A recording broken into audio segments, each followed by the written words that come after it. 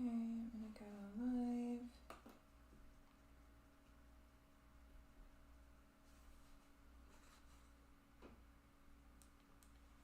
Okay, I think I'm live. Just gonna give it a second for it to go live. Go ahead and let me know if you can hear me. Say something, Allie. Okay, there, I can hear me. Okay, perfect. Hi guys, welcome to episode 2 of The Grail, Arthur and His Knights. We're going to dive back into that book. Before I do, I did pull a card for us that I thought we would start with while we wait for people to hop in, so I don't just like start reading and then, people hop in. How is everybody? What are you drinking? What are you smoking? You guys can write in the chat. All right, so I pulled an archetype card. I did this last time too.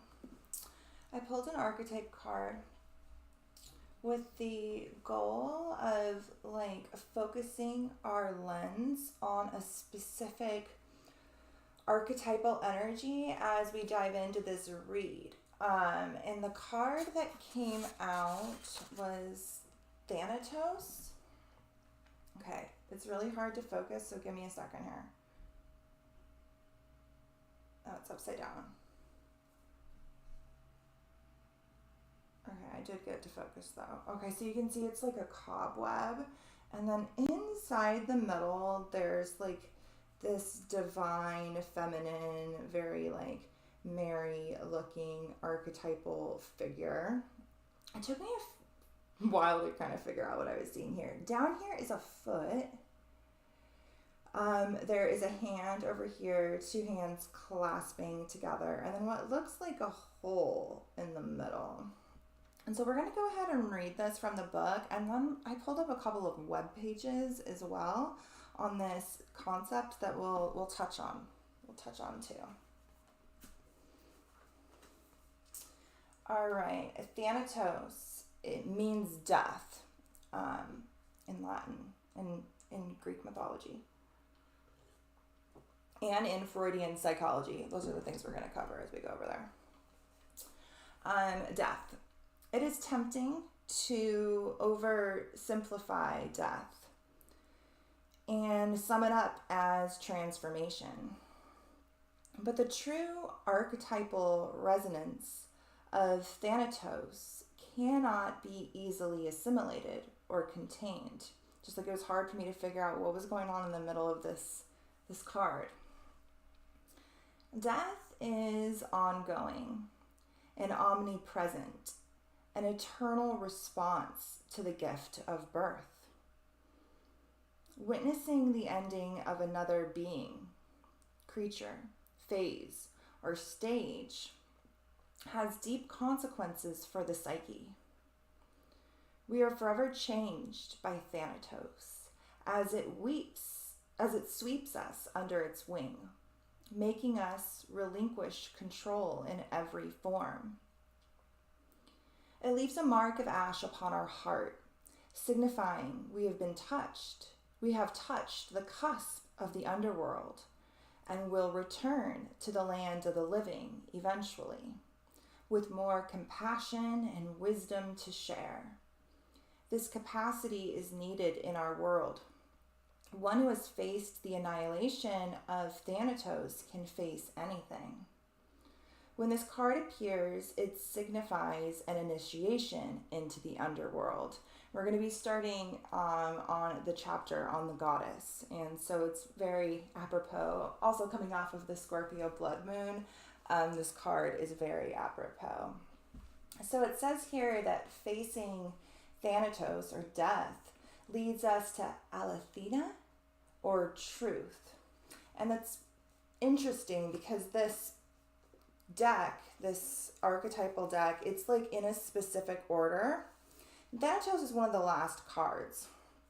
And it's interesting because this period of death comes right before, I'm just going to go through the rest of the cards because they're all really significant. So we have this period of death.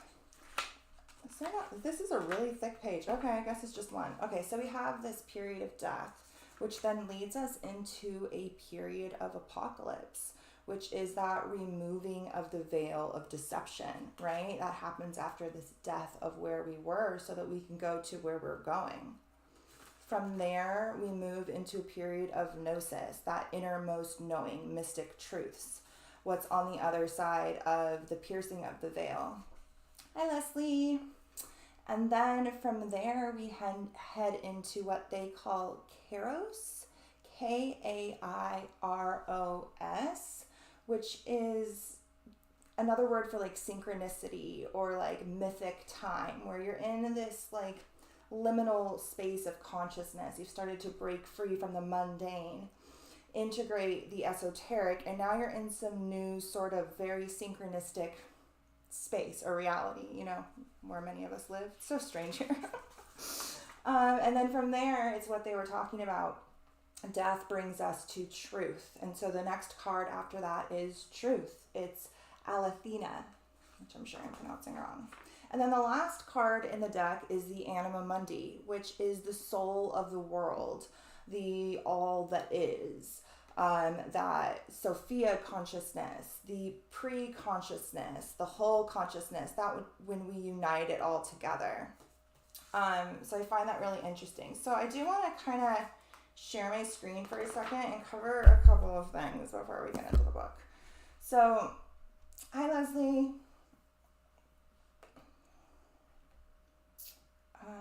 What am I doing? Oh, that's right. I'm sharing my screen. Going over here. We're going to talk about this. Okay, so I was looking up this word because I wanted to know more about it. And I had heard it somewhere else before. I knew it was at least a god, a deity. I had forgotten about this whole like Freudian theory, even though I was a psych major, but I find it super interesting because we're reading a Jungian symbolic read tonight. And Jung and Freud were like homies, dude. They were like really tight. And so the first thing that came up was that it's a Freudian theory, this like concept of this like death impulse, this like Western way of looking at this archetype, this like internal urge towards death.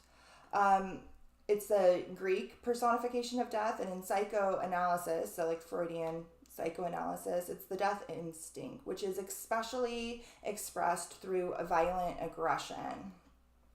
This is the Greek personification of death, Thanatos, which is the son of Nyx, the goddess of the night, and the brother of Hypnos, which is like hypnos, like hypnotism, which is the god of sleep.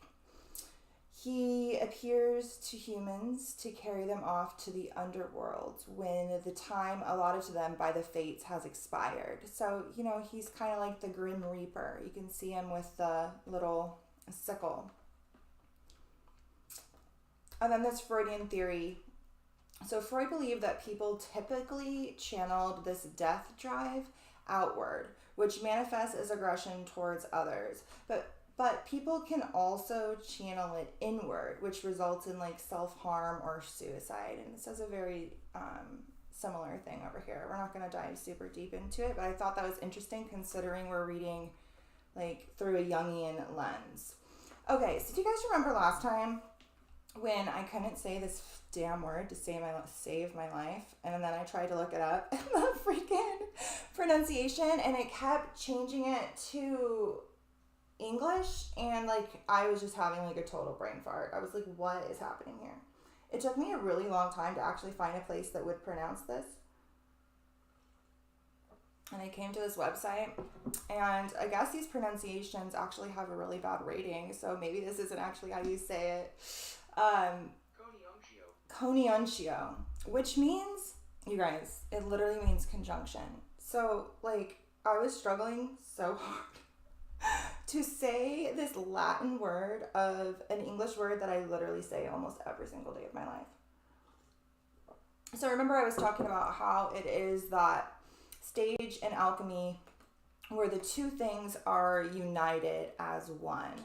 So I moving forward, am just going to refer to this as conjunction, because every time I look at this word, my brain does not want to say it. Like, it just does not want to say it. So we're just going to change it to conjunction. But these are two really great resources. This one, which I think I've actually linked this exact article to a Patreon video before when we were talking about the unus mundus. I'm pretty sure we did. But it says here that this is the alchemical symbol of union. It's when the two opposites conjunct, much like a new moon, the sun and moon together, or an eclipse, probably more so, because at a new moon, the sun and moon can be like this. Only at an eclipse are they really technically conjunct. So these are really great things if you guys want to come and read these articles. I am not going to read it, but the word that I couldn't say literally means conjunction. It's used in alchemy to refer to chemical combinations. Psychologically, it points to the union of opposites and the birth of new possibilities. And moving forward, we are just going to say conjunction. Okay, guys, I'm going to head back over here. Leslie named one of her cats Next. That's a great name. I like that name a lot. Okay.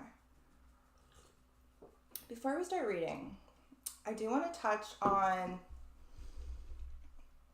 some of these Authorian archetypes and how they kind of play out in the sky. Because, you know, I'm a firm believer that they're like, everything is fractals. And so the same sort of like patterns are seen in multiple systems. So while right now we're really talking about like the psyche and our consciousness, these same archetypal, I can hear my kids waking up and they're totally supposed to be sleeping. These same archetypal bodies are represented in our cosmos as well.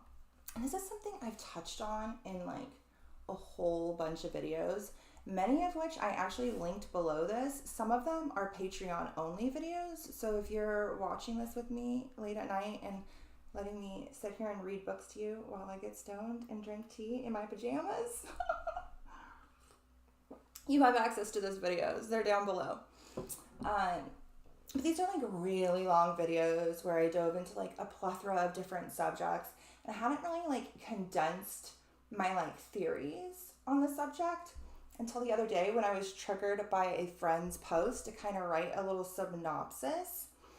And then I dove a little bit deeper in my notebook. So we're just going to kind of cover that really quick, and then we'll dive into the book.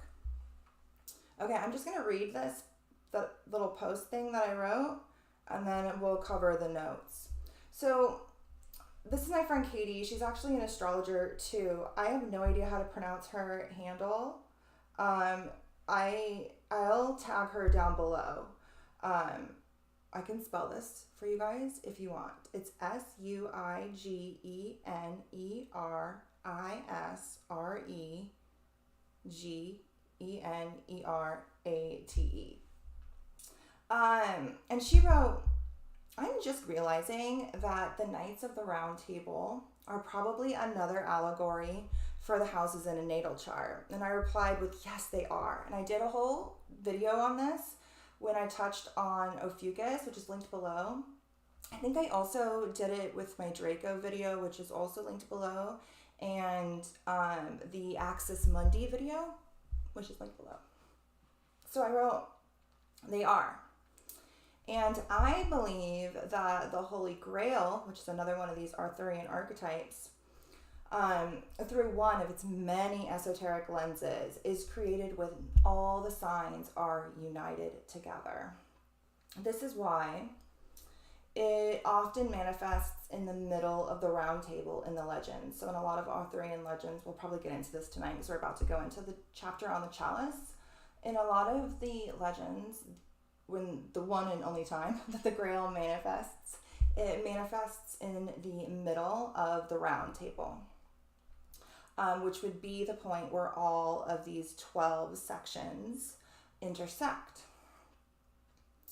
I said this also brings in the earth goddess element and fertility. For as we know, both her and I, because we're astrologers, we know that the earth is what sits at the middle of the zodiac. The astrology is earth-centered. Also, Arthur Pendragon, his last name is Pendragon, is often considered actually the 13th knight. So there's 12 knights of the round table, and then Arthur makes 13. Sometimes there's just 12, but sometimes he's considered the 13th knight. And so I've argued in the past that he's probably Ophiuchus, Pendragon being the serpent bearer. Ophiuchus is literally taming a serpent in the sky and reaching for a crown. I don't know how much Arthurian you can get.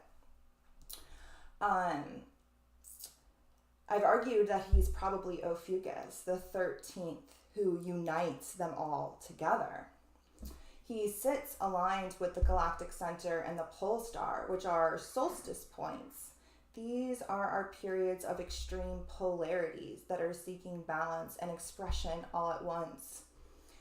I wrote here that he also represents the all, just in its unintegrated manifestation.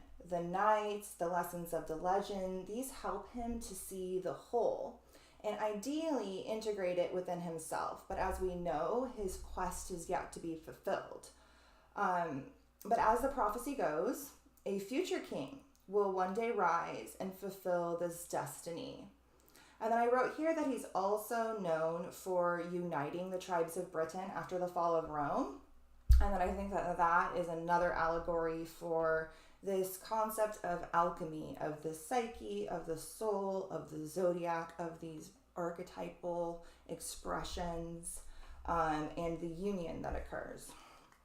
So there's a couple of, we talked about like the round table being the zodiac, right? But there's a couple of other like Arthurian archetypes that are really well known and like seen across the story, right? We have the sword and the stone, which is sometimes the sword in the lake. So sometimes Arthur pulls a sword from the stone, and sometimes it's gifted to him by the Lady of the Lake, and sometimes they're both involved and it's like returned to the lake or whatever it may be. Sometimes there's a sword, a stone, and a lake. And I talked in my, hi Lindsay. She says that she just watched the Ophiuchus video over the weekend. So wild, so good. I went into that in that video, right? I'm almost positive I did. I'm almost positive that I did. But I linked it below because that's the one I think I did it in. I'm not the most organized. I have most of this in my mind. I'm working on trying to compile where everything is. Working on it. Okay. So the sword in the stone, the sword in the lake, right? In my Axis Mundi video down below, where I talked about this polar axis, this golden age, this axis of the galactic center and the pole star in opposition, the world tree, the polar pillar, across all these different pantheons. I talked about how in like a lot of ancient traditions, the pulling of the sword in the stone is attributed to a pole shift. So in a lot of the legends, when the sword was pulled from the stone, the pole shifted from a like point of balance and a golden age or an eternal equinox or an eternal spring, like all of these civilizations across the world speak of, this age before. And when the sword was pulled, there was that pole shift, there was a cataclysm, right? But when we see it in more modern interpretations, like the sword was pulled and Arthur was bestowed his kingship and he went on to rule until, he didn't anymore and he pretty much died. He's kind of in stasis over in Avalon to like rise again, but dude failed his mission. So, the sword helped him to do some things, unite Britain. It helped him to unite Britain. And then ultimately, upon his death, it was returned sometimes to the stone, sometimes to the Lady of the Lake. And so I wrote here that the stone and the lake are both indicative of the divine feminine and the goddess. We know that water is, and the stone, the earth, also is. And when the sword was pulled from the stone, as opposed to maybe taken from the lake, maybe that's when he was more in, because there's different legends, you know what I mean? And in some of them, he is more of a pioneer for the goddess, and on his way back to her. And in others, he's more of a patriarchal king. And really the pulling of the sword represents that like masculine, patriarchal consciousness. Swords in the tarot are representative of our mind. They're the air element. So I wrote here that the sword and the stone is representative of the masculine and the feminine, and that split that occurred and the ultimate pole shift towards a specific polarity where we're off balance now. Now we have the seasons and no longer eternal spring, no longer eternal balance. So that's the sword and the stone. We have the Holy Grail, which I said before. In the sky, I believe there are a lot of asteroids. We have an Excalibur. We have a Camelot. We have lots of other like inanimate objects as well, but we do not have a Holy Grail, even though it is like one of the biggest esoteric concepts and archetypes out there. There are thousands of asteroids. You would think they would have named one after the Grail. They have not.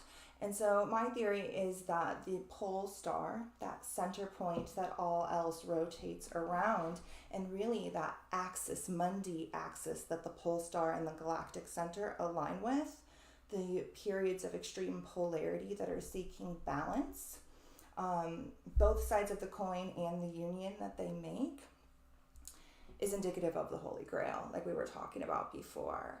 And they all meet at the center.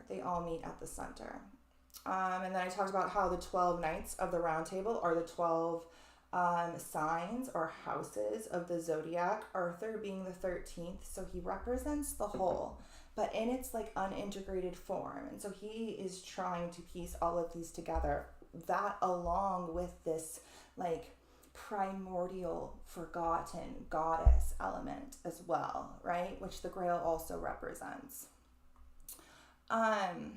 He unlocks that axis mundi. He is the one to unite that middle pillar within, ideally in the future, right? Where this quest has yet to be fulfilled. It's the quest humanity is still going through. It's this path of initiation that we're all are on, you know?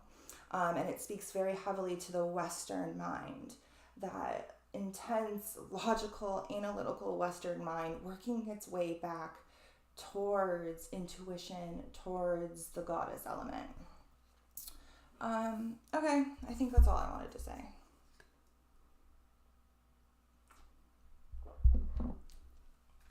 Yeah, okay, hopefully that made sense. That's how I kind of see it in the sky. But also, like, all of these, we have asteroids for Arthur and Merlin and Guinevere and Lancelot and Percival and Galahad, all of them. Not all the knights, but a huge faction of them. You know what? Maybe all of them. I don't know. I'll have to look, but I know there's quite a few. So we have this like deeply embedded in our consciousness. Whenever anything up there is named after an archetypal figure, it takes on that energy. I don't know how it works. It just does. It's so weird. Astrology is so weird.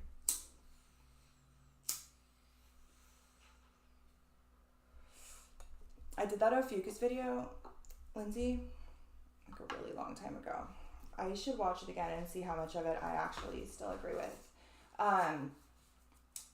That was one of my first big like rabbit holes and like decodes of the sky, was that axis there. And back when I did that, I hadn't zeroed in on the pole star element yet.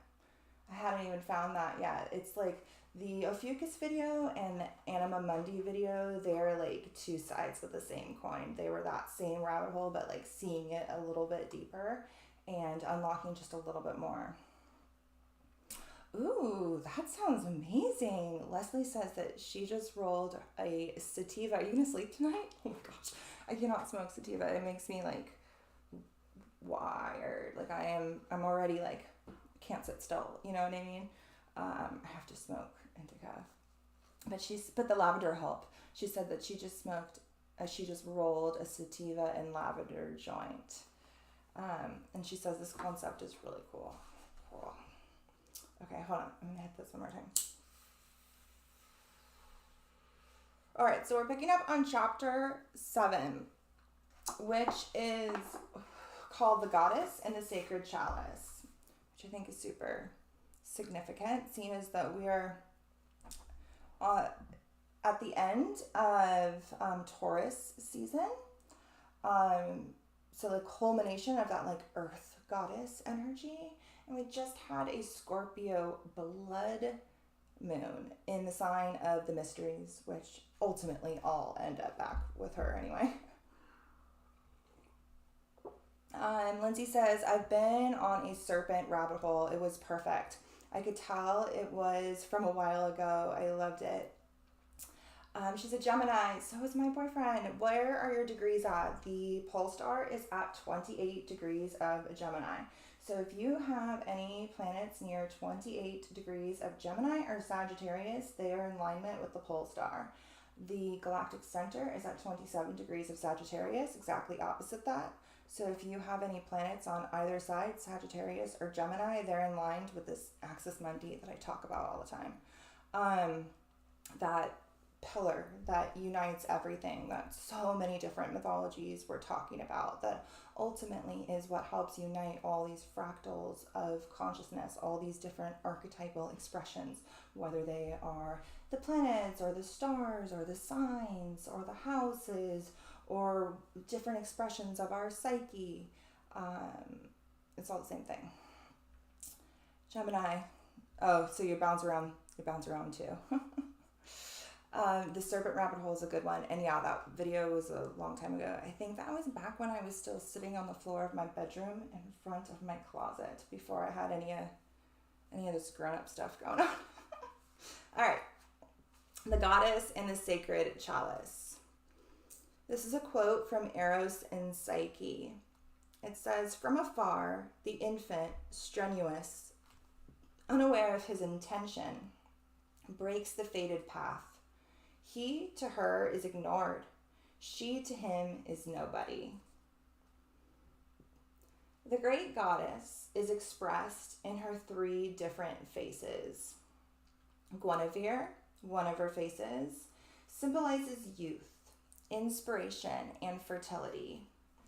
Morgana, her second expression, represents mystery, nighttime, knowledge of herbs, magic, and healing of the soul. Her third face is expressed in the Lady of the Lake, a personification of knowledge, memory, and understanding of past times, knowledge of life, and of death. In Celtic mythology, as in Greek mythology, the goddess makes her appearance in a variety of ways, sometimes as protector or cure, or even as a poetic inspiration, sometimes jealous and possessive, or intuitive and full of mercy, or practically full of mercy or practicality, as a fighter, or as war itself. When the Roman Catholic Church introduced the cult of the Virgin Mary, only the face of the divine feminine was presented. The faces of Magdalene, the lover, and Sophia, wisdom, were excluded. Jewish myth has preserved the memory of the 3 faces of the goddess as something spurious and malign. According to the legend, the first woman, Shikania, this is from, that's just a quote. He's quoting a book. I thought it was quoting a part in the Bible, so I was going to tell you what part, but he's just quoting a book from 1989. Oh yeah, that word that I just butchered. Shihakia, close enough, existed in her own right as the eternal consort of Jehovah. The second woman, Lilith, after being created, did not accept having to submit to Jehovah. She was banished from the kingdom of God and had to wander the desert accompanied by her dogs. The third woman, derived from Jewish mysticism, was born of Adam's rib. That is, yielded to the masculine. It's interesting that she didn't want to submit to Jehovah, because I know the myth more where she didn't want to submit to Adam. I have to remember to come back and look into that.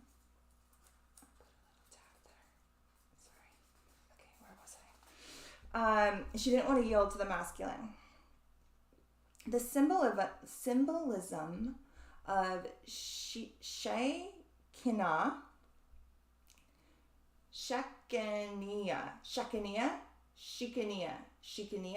Did I get that? Zephyr? Thank you. Shekania? That sounds better than what I was saying. I'm going to roll with that until you tell me I'm wrong. Okay. The symbolism of Shekania did not just remain in the providence of Judaism. The post-exilic period from 500 BC onward saw the rise of Kabbalistic mysticism and the Great Cross fertilization of religious concepts within Jewish, Hellenistic, and Christian worlds. Gnostic Christianity raised the figure of wisdom, Sophia, to the position that almost rivaled that of Christ. Thank you, Zephyr. Good looking out. Good looking out. Shekania. See? I can say that. Okay. Rise the figure of wisdom, Sophia, to a position that almost rivaled that of Christ. In their Gospels, they reworked Shekania's descent as the fall of Sophia, a lot like Ishtar and Inanna, and then later we see that in Persephone's myth as well. And even like Pandora is like closely related to like Eve. Shekania's descent as the fall of Sophia, making her responsible for the creation of the world. Shekaniah. Okay, cool. Good looking out. Responsible for the creation of the world. Okay. Despite the dualism in these texts, we again find the two faces of Sophia. The fallen Sophia, called Achamoth, who wanders through the world sad and confused, and Sophia herself, the transcendent queen from the heavens, whose union with Logos, God's emanation or word, marked the end of creation's exile. According to the Grail legend, which is full of Christian references, Joseph of Arithmea was cleansing and perfuming the dead body of Christ. Yeah, I love that myth. That's a fun one. I've been diving into that one a lot lately. That's one of my latest ones, but it is bananas.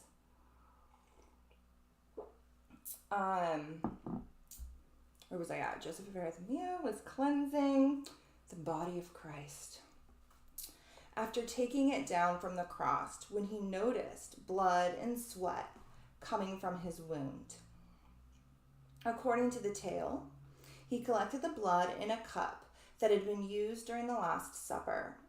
After the burial, Christ's body disappeared, and Joseph was chased and captured by the Jews, who accused him of stealing the body. In prison, Joseph fasted of his own accord, and it is said that Christ appeared before him in all his splendor. Then Christ gave him the chalice and instructed him to keep it. Christ also told him the importance of the ritual of Mass, telling him that his task was to perpetuate this ritual and teach it to as many people as possible, thereby fulfilling his mission to teach the faith. During this solemn moment, while Christ is instructing Joseph, a dove flew over the prison and placed consecrated wafer in the sacred chalice. Joseph performed the Holy Communion with the transubstantiated body of the Son of God for approximately 30 years. This was repeated and was the only food he received while he was in prison. The couple, Evelyn Levy and Steve Torrance, has stated that it is possible to reprogram your body to feed only off of air and sunlight. During a television interview on the Joe Soares program, she's from Portugal, probably a Portuguese program, Joe Soares program, Evelyn confirmed that she has survived for the last 2 years only on air and sunlight. She stated that the organic reprogramming occurs in the DNA and happens within a period of only 21 days. 21 days, jeez. This discovery is the result of research that a couple did based on the book Living on Light, in which the author and the Australian Jasmuheen confirms that not only has she not eaten during the last 6 years, but also teaches you her secret. There is only one way of confirming this. Going through the experience, says Evelyn, after 21 days, we decided we didn't want to eat again. I don't recommend doing that, but if you do, let me know if it works. But also, I still don't think I would ever be able to do that. Like, food is delicious. That's pretty cool that you don't need it, but, it's still delicious. Okay. Joseph of Arithmea was set free around the year 70 AD by Emperor Vespasian? No, not close. But we're going to roll with that one. Sorry, Zephyr. He's probably not going to be around that long. We can butcher his name. After Vespasian had been cured of his leprosy by the veil of Veronica, once freed, Joseph gathered his faithful friends and went into exile into the wilderness. There are no further references to his whereabouts. However, it is said to gather his congregation, he ordered a round table to be built. It has 13 places in deference to the Last Supper, where Christ dined with his 12 apostles. Joseph and his companions filled the 12 places, the 13th chair remaining empty. If anyone dared to sit in it, they immediately suffered great pain. As a result, the 13th chair became known as the cursed or terrifying chair. The theme of the cursed chair continued in the Christian version of the Grail legend. According to Robert de Baron, Joseph of Arithmea, when he was an old man, Vespasian. Was I close? I feel like I was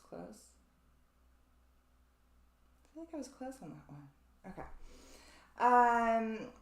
Where was I at? According to Robert de Baron, Joseph of Arithmea, when he was an old man, entrusted the safekeeping of the Holy Chalice to Braun, his brother-in-law, who, with his 12 children, left Palestine for Europe, heading towards Britain. With the passage of time, the Celtic legend was taken over by the Christian legend. When Joseph built the temple to protect the Grail, he introduced an initiation order of an esoteric nature called the Order of the Templars, or the Order of the Knights of the Grail, who were guardians and protected the Holy Grail over the centuries. Joseph became the King of the Grail, or the first guardian of the Grail. While there is no reference to him being called the Fisher King, it was said that he had wounds on his thighs or his genitals and suffered from an incurable wound. This prompted speculation. Some said that his wound was related to the open wound of Christ. It was located at the height of the fourth chakra and caused by the lance when Christ was nailed to the cross. Nailed to the cross. That spear of destiny, it's called. Or was his wound caused by a lack of faith, or from offending a damsel? It might have even been caused by internal disagreements between the Templars or someone seeking shelter at the temple. Nevertheless, the guardian of the Grail was a mutilated king, suffering from an incurable wound, caused perhaps by a sword or lance. The wound caused him unbearable pain and prevented him from standing up or sitting down. As a result, he could only recline in a chair. I talked in the last video about how this is echoes a lot through the Chiron myth in Greek mythology too. That wound, right? That incurable wound. But that incurable wound, while simultaneously having access to so much esoteric knowledge and wisdom. Chiron has access to all that wisdom, but it also is working through your deepest pains and traumas and wounds in order to unlock said wisdom, right?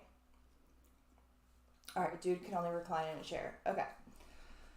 The theme of the wound to the thigh has archetypal undertones, as we find it earlier, or I think they're literally going to talk about that myth right now, in Greek mythology. We find it in Greek mythology. The symbolic because Chiron's wound is in his thigh too. I also have a really bad scar on my thigh, but I won't tell you how I got that. Maybe on Patreon. Maybe that's a story for another time. Okay. The theme of the wound on the thigh has archetypal undertones that we find in early Greek mythology. The symbolic representation of the wound to the thigh is to be infertile, prevented from a life with relationships, and confined exclusively to serving divine purpose. Oh, fun. Just kidding. Thus, we can understand that the guardian will continue wounded in the thigh and infertile, while the Grail is not integrated within the field of consciousness and the structure of the individual's identity. The first church denoted to the Virgin Mary was built close to the town of Glastonbury.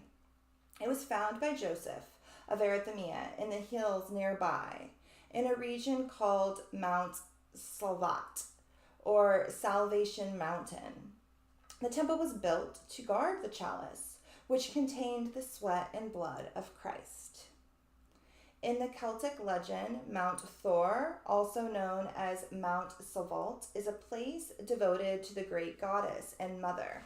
I would also like to note that axis mundi, that polar pillar, is often attributed to trees or mountains. In all of the ancient mythologies, it's usually some sort of tree, ladder, mountain type scenario, that it's this path of initiation up to esoteric truth, balance, alignment. So we see that here as well. Okay. In the Celtic legend, Mount Thor also known as Mount Salvat, Salvate. It's like for the beginning of salvation. I'm just not sure how they pronounce it. Is a place devoted to the great goddess, Mother, and has a labyrinth constructed within it. That's another thing that's always connected to the axis mundi, and I talk about that in the video linked below, is how it's usually a labyrinth up down below, and how the labyrinth is the like traveling of our like subconscious lower parts of our mind, and the climbing of the mountain is that like individuation process out there in the world as well, that like quest that we go on outwardly as well, and it's mirrored inwardly and outwardly. The labyrinth and the mountain are connected very strongly to these concept of the axis mundi, and really what ultimately, like if you tie all of the sky together, and what I think like the big esoteric teaching is of that in most mythologies, I think that this is kind of like the end result, this concept of the axis mundi and uniting all of the things within. It's ultimately what all of everything's about, in my opinion. Okay, great goddess. And it has a labyrinth constructed within, reminiscent of that found on the island Crete. When the pilgrim arrived for his initiation rite, he had to rise through the 7 layers of understanding. That's also how the axis mundi has 7 layers, 7 planetary spheres, or 7 circles, or 7 branches. 7 is the number. And the pole star, which is representative of that like top of this mountain, or the top of this axis mundi, or the union of all of the things, has 7 stars rotating around it, which is the Big Dipper or Ursa Major. It's actually the bear, which is what Arthur means. Arthur means bear. He is connected to both the bear and the dragon, which is actually what we see in the sky. We have the pole star right here. We have the bear circling it, which is a big mama bear and a baby bear, like, I don't know, maybe an Arthur. So 2 bears circling it, which is what Arthur means. Arthur means bear. And then his last name is Pendragon. And what we have around the bear is Draco, the dragon, circling the pole star and guarding that. So we have the bear and the dragon all there. So it literally is the, sorry, I just have to write something in this margin. It literally is the story of the axis mundi, which, like I already knew that, and I already had dove into that in videos, but seeing it like broken down even more so here, it just makes me see how like, yeah, I was really onto something there. Yeah, the labyrinth. I think I did a whole, I'm not sure if that was the video where I dove into the labyrinth. No, it's not. I did a whole nother video on a labyrinth. I will link that below after we're done here, because that video is really good too. And I think it was either right before the axis mundi video or right after, because they were tied together. So like put this right in front of me or I'm gonna forget. Okay, so I'm gonna read this paragraph again. In Celtic London, Mount Thor, also known as Mount Salvat, is a place devoted to the great goddess, the Mother, and has a labyrinth constructed within, reminiscent of that found on Crete. When the pilgrim arrived for his initiation rite, he had to see through the 7 levels of understanding. Only then he could have contacted the goddess and become a guardian of the vase, the fountain, or the cauldron of fertility, abundance, and wisdom. The disappearance of the Grail, the precious object and divine gift, contributed towards the emergence of the devastated earth. The chalice, the beholder, of immeasurable riches, represents the divine feminine cut off from the masculine, like when the sword was pulled from the stone. I'm stoned. I'm just kidding. I'm really not. It's just hard to talk on camera. Okay. The disappearance of the Grail, the precious object and divine gift, contributed towards the emergence of the devastated earth. The chalice, the beholder of immeasurable riches, represented the divine feminine cut off from the masculine, the king who is not married to the earth. This separation decreed its sterility, the barrenness of Mother Earth. The devastated earth from the Celtic myths reminds us of withdrawing of the goddess Demeter, who prevented the germination of grains and the fertility of all living things when her daughter Persephone was abducted. She devastated earth. The devastated earth represents the kingdom, the sword without the chalice, the king without his government. The wounded fisher king painfully awaits the arrival of the pure, naive fool, knight, Percival, who, asking the right questions, when the land will again... Okay, this sentence is set up weird. I'm going to read it again. The wounded fisher king painfully awaits the arrival of the poor, naive fool, knight, asking the right question, when the land will again become fertile. So he's waiting for the pure, naive fool to ask the right question, and then fertility will return to the land, and the goddess will awaken, right? Within our consciousness, because it has been forgotten and suppressed. Okay, the devastated earth.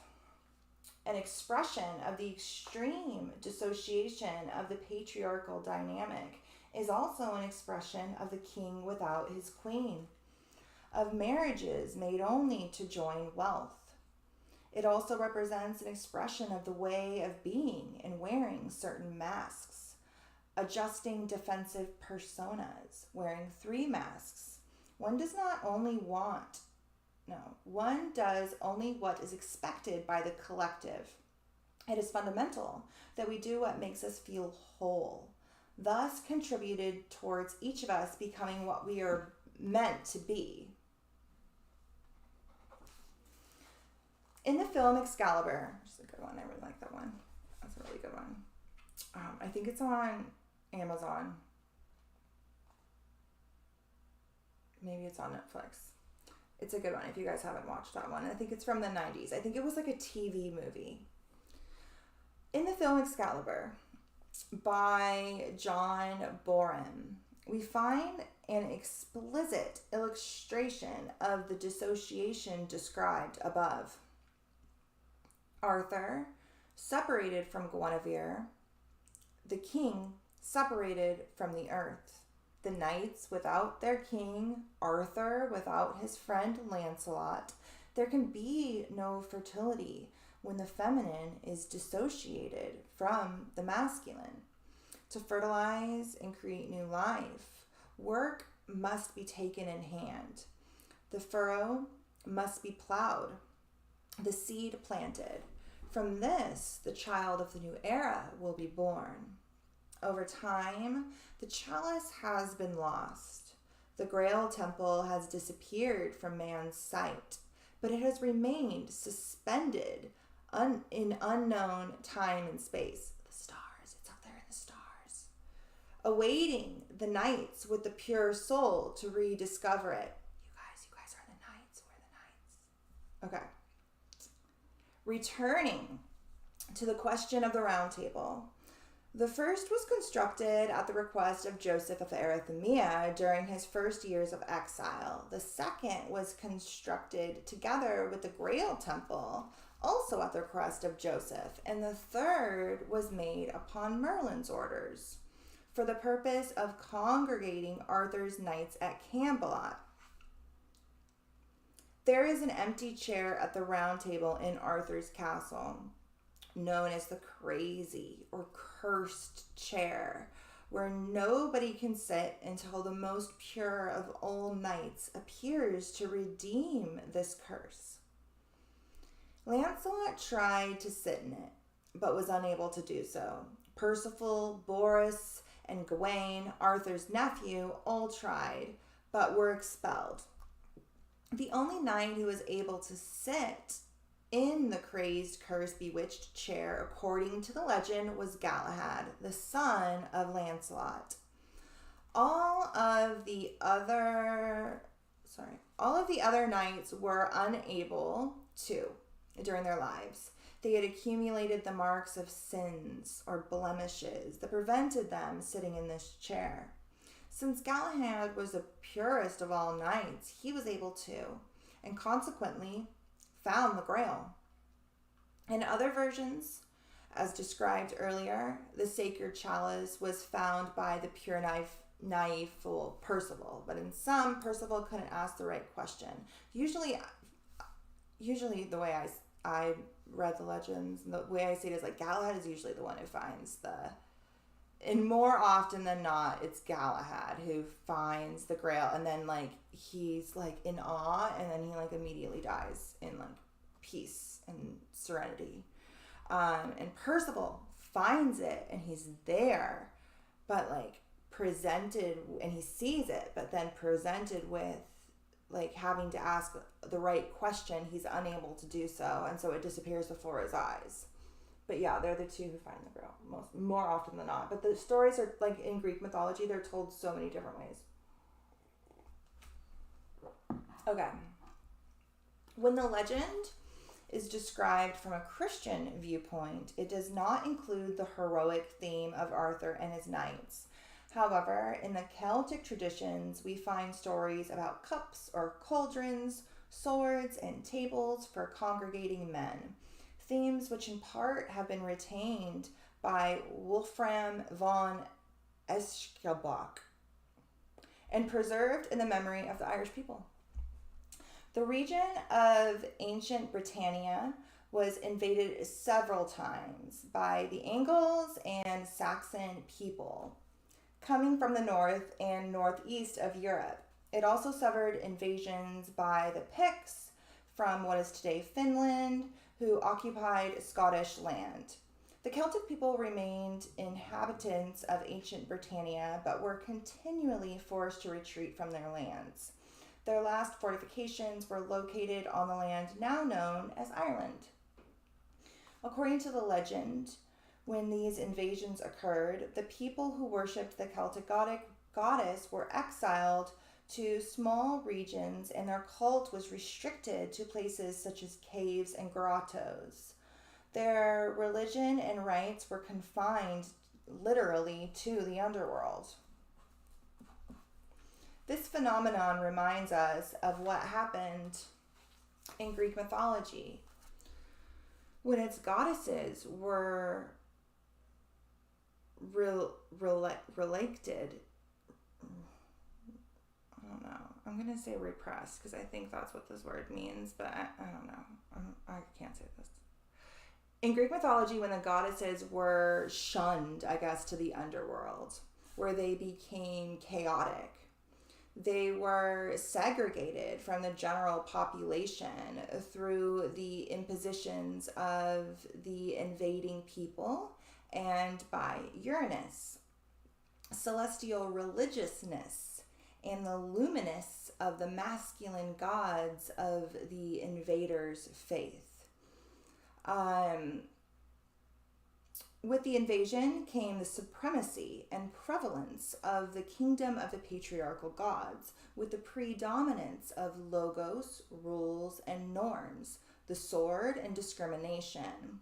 The invaders and their respective gods were also warriors, driven by a dominating force. In Ireland, when the goddesses were segregated and banished to the underworld, they asked the men if they could retain their names. However, today, only one name remains in the memory of the people. She gave her name to the country that preserved the myth of the great goddess. Eru, A-E-R-I-U. You know, to do it justice, Eru, I think is probably how you say it, but we're going to look it up because I want to actually know. E-R-I-U. Name pronunciation. Okay. Erie? Oh, I don't know. Maybe it is pronounced a weird way. Let's see. Waiting for it to load.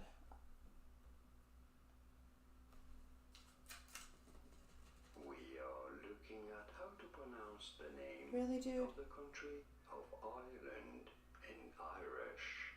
How do the Irish say their name? So this is the word for Ireland. Irish itself.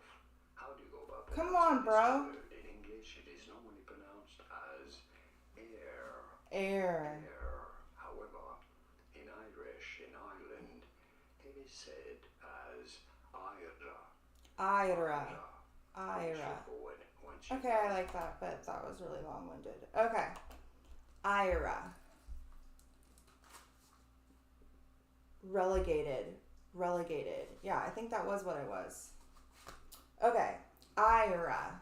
And that's what Ireland was named after, apparently. Okay. Can we keep our name? Where was that at?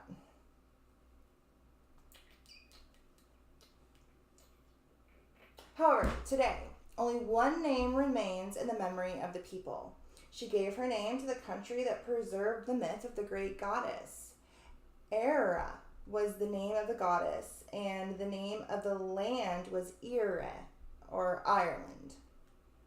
The names Eru was the name of the goddess, and the name of the land was Era, like I just said, like we just looked up. I guess it auto-corrected to the name of the country. I typed in the name of the goddess. Of course it would auto-correct. Eru and Era, I think. Ira. Okay. Ireland. The names of the other gods, such as Flota, Babd, and Morgu, were lost. Nevertheless, a series of names, like, I'm so sorry to my ancestors, like, you guys, this is where my family's from. Like, all of the countries we're talking about, this is literally where I'm from. They're, like, rolling in their graves right now. They're like, oh my gosh, this is so embarrassing. Okay, hold on. Okay. Nevertheless, a series of names from less important divinities have been incorporated within the existing culture.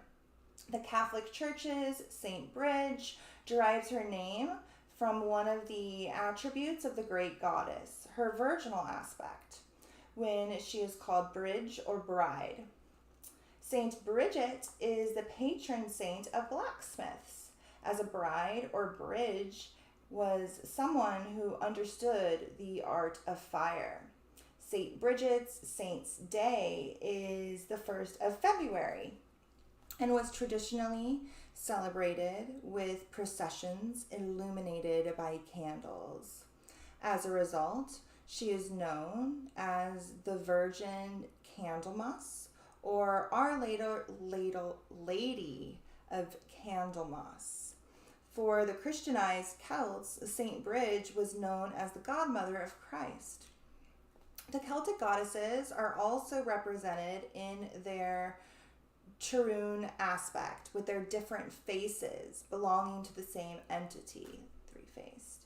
In England, Morgu is one of the faces known as the goddess that was very similar to the Furies from Greek mythology. In Celtic legend, it's like the Morgan, I think. This is another name for the Morgan, but they're writing it differently. The Morgu is the goddess of nightmares. Babd is the crow goddess, or the goddess of bad auguries. And Maka is the goddess of war. The Morgan is also the goddess of war. It's a Celtic goddess. I'm surprised I haven't mentioned her yet.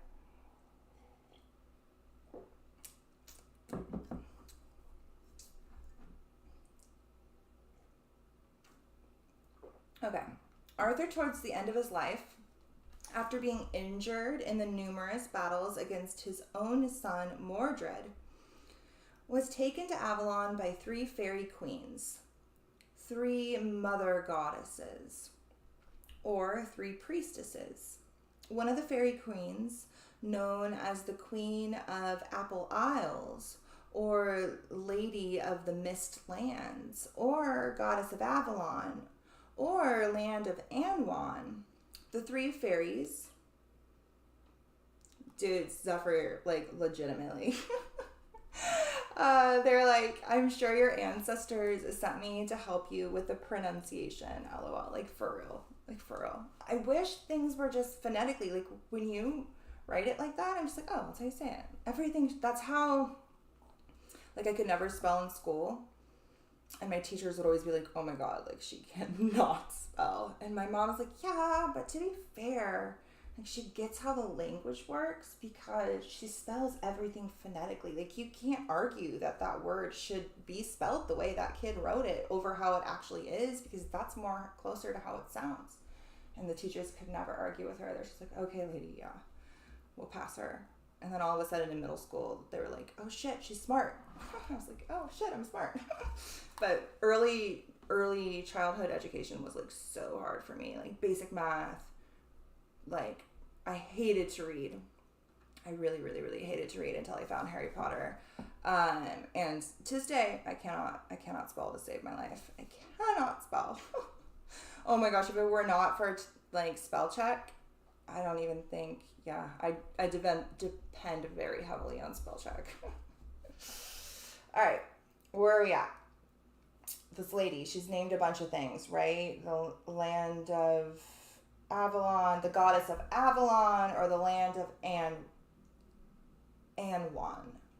The 3 fairies, goddesses, or priestesses were Morgana, Northgale, and Lady of Ermis, or the Lady of the Wilderness.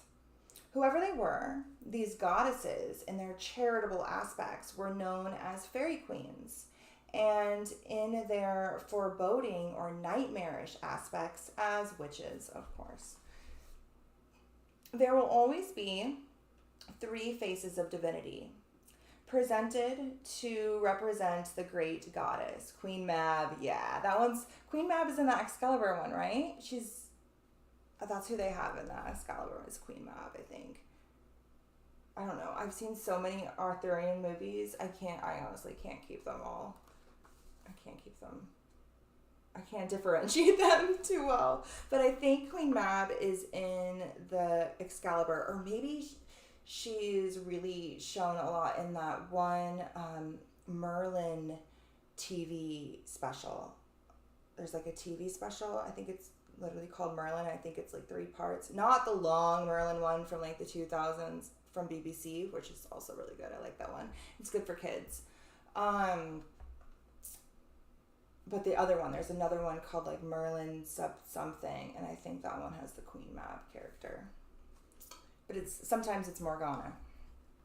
Okay, so the witches, and then what was I saying? Okay, there will always be 3 faces of divinity presented to represent the great goddess: the old, ugly witch, the young, beautiful lover, and the adult, bold protector. There are also 3 forms of the chalice or cauldron, which were manifestations of the goddess. The first of them is in the land of Avalon, the underworld, or the kingdom of the dead, which is guarded by 9 fairies, or 9 priestesses, or 9 divinities. That's all blurry. I don't know. Hopefully it fixes itself. 9 divinities. This was a magic cauldron, and according to the legend, Arthur, from primordial pre-Christian times, sent out to recover it. The cauldron of Avalon was considered to be the cup of abundance and fertility. The second cauldron of rebirth and wisdom was found in the medieval Welsh legend. The troubadour Taliesin went in search of this cauldron and, having found it, discovered the formula for an herbal remedy. When some drops fell in his hands, Taliesin linked his fingers and tasted something unforgettable, perhaps the taste of knowledge. The third cauldron, from the Irish myth of the Dagda, that one I know I got right. It's the Dagda with the serpent things. Yeah, the Dagda. Is represented in the stories of Asterix as the provider of copious foods and has a special characteristic. The food from this cauldron, after being eaten, differentiates the brave from the cowards, with magnificent strength granted to the brave. The Norns. Oh yeah, the Norns are the Norse version of the Fates. Yes. The Grail from the Last Supper, considered, and I'm glad you brought that up, because I think in either the video linked below, the Axis Mundi video, or the Labyrinth video that I'm going to post, or the one I did on unicorns. I can't remember because I talked about wells. I can't remember.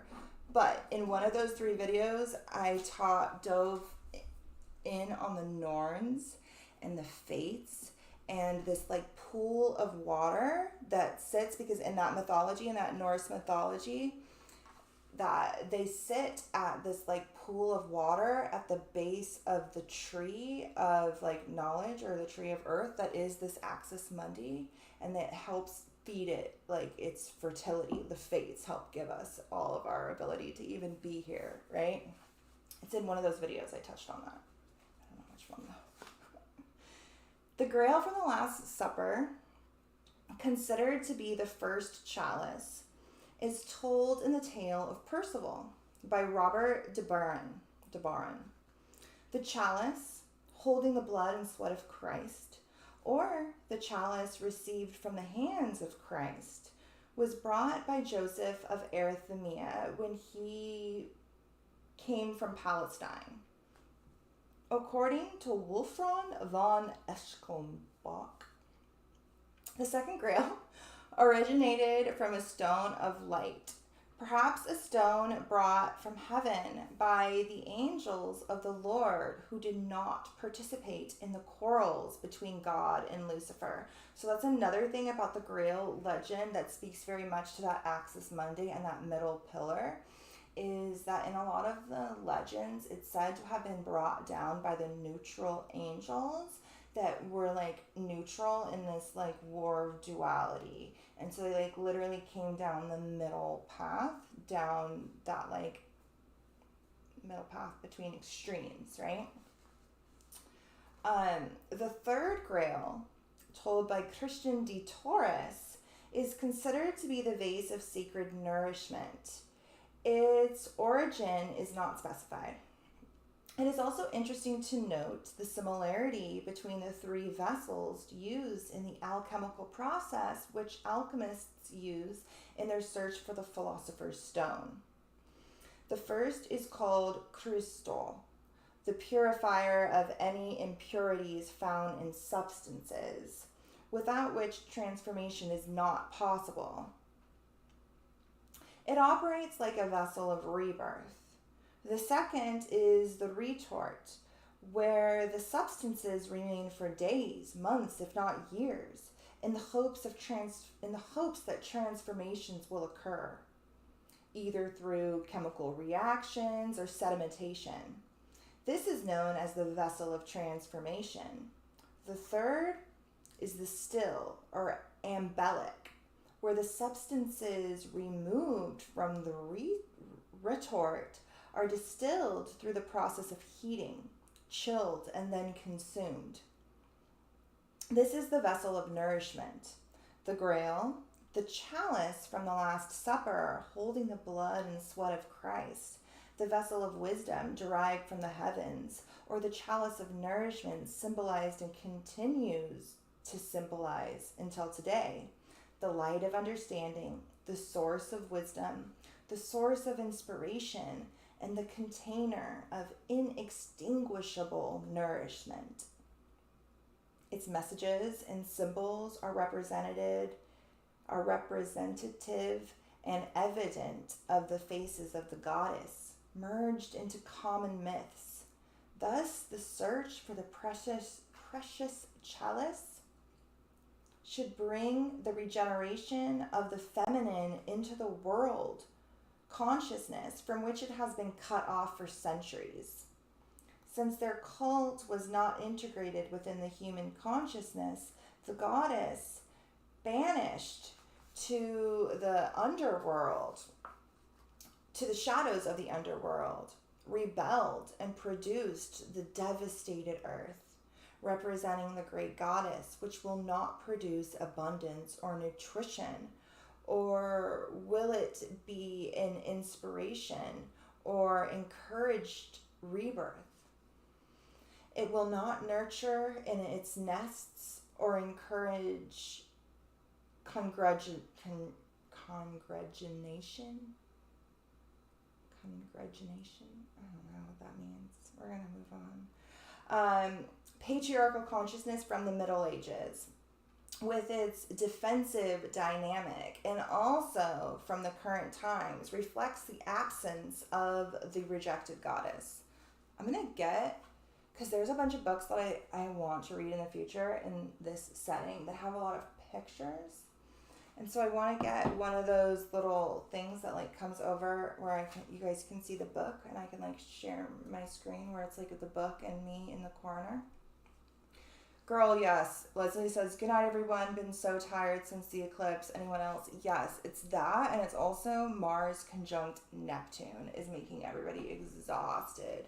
Neptune, the planet of dreams and sleep, and Mars are literal energy that helps us go. Like we're just between Mercury retrograde, the eclipses, and Mars and Neptune on top of each other. I'm literally exhausted. I'm surprised I'm making as much sense as I am right now. Honestly, I almost rescheduled this, but I really wanted to read it. And I have to wait for you guys. All right. Chapter 8, Arthur and his Knights.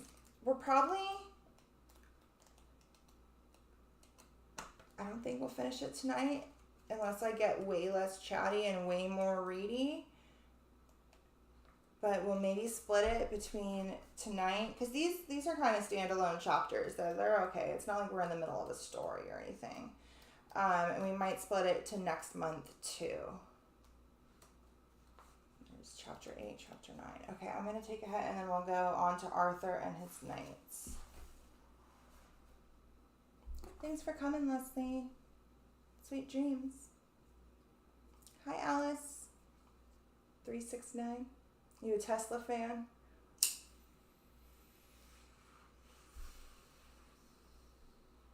I like those emojis. Okay. Arthur and his Knights. This is making my throat so dry. I never smoke out of pipes. I always smoke out of bongs or bubblers, but they're so cumbersome up here. It was not working. I tried to do that the first couple times we did these videos, and it did not work. So this is where I'm at. But it makes my throat so dry. I don't like it. But that tea is really good. Okay, chapter 8. Arthur and his Knights.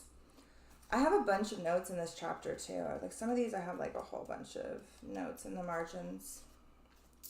Are you a projector? I'm a projector. I am a projector. I don't know much about human design, but somebody asked me once what I was, and so I went and put it into some sort of thing, and of all the things they told me, the only thing I remember is that I'm a projector. I also have no idea what that means. Or if that's even what you're asking me with that message, Zephyr. Okay, Arthur and his Knights. Another quote from Eros and Psyche. But each one fulfills their fate. She, enchanted, sleeps. He seeks her lacking in judgment along the divine process that makes the road exist. The myth of the loss of the Grail, ancestral and ancient, long precedes the literary expressions from the 12th, 13th, and 14th century. It tells symbolically of the importance of the collective, since it is unable to achieve the real integration of the feminine. The demand for equality in relationships emerges from the consciousness, seeking a place in the psyche, desiring a new epoch of consciousness. Arthur and his knights go in search of this. It is true, but they did not have enough humility, wisdom, purity, and direction of the soul to achieve it. Arthur is the symbolic representation of the time in which ego is not sufficiently structured to integrate the personal and collective shadow arising from patriarchal defenses. As part of the whole, the Knights of the Round Table are symbolic representations of the king himself, like I was saying earlier. In their pieties or adventures, I have no idea what that word is. I've never seen that word in my life. I bet you Zephyr knows. Peripetias. I assume it means something like adventures or quests or like escapades. I've never seen it in my life. In their adventures, we follow the unfolding of a saga where the hero complex, announcer of the dynamic of the heart, tries untiringly to transform the psyche. Only the new epoch of consciousness, expressed as the composition of ego though, can open the way for the definitive integration of the anima through which the relation with another is developed symmetrically. Oh, you're also a Zephyr says the thing to show pictures is called a projector. So when I was talking about how I wanted to read books, and then they go on to say, but yes, I am also a projector. I think that projectors get along best with other projectors. It's also another thing that I remember, because it seems like all the people that I like are also that as well. That's hilarious. But yeah, like a projector, or it's like for like another camera angle. I am using the software that like the gamers use, and you know they have like all the different angles, and I want one of the angles to be like pointed at my book. I'm gonna figure it out. Okay. The ego self. The ego self structural access seeks the recomposition and restructuring of the dynamic of consciousness. While the betrayal, the greatest crime of the epoch of the heart dynamic, won't be compensated and elaborated in the symbolic relationship with the other, the transformation announced will not occur. There will be no integration of the feminine, of the goddess, and the epoch of otherness will not be established. The presence of the 13th chair at the round table confirms and retains the memory of the betrayal committed by Judas. Understanding the crime committed through the process of symbolic understanding. I wonder if they're ever going to mention that sometimes Mary is considered the 13th apostle too. And then that represents that divine feminine that was like repressed and shunned and turned into a prostitute. So I wonder if she's ever going to come around to that, like Mary 13 divine feminine. The number 13 is innately feminine in nature, which is what I dive into in the Ophiuchus video, and how it represents the whole. So like 13 is a prime number. So unlike 12, which are parts of this whole, the 13, once we get to 13, it is mirroring the 1, right?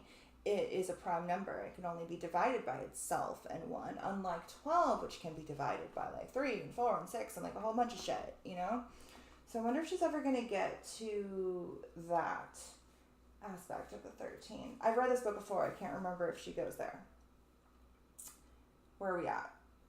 This cursed chair.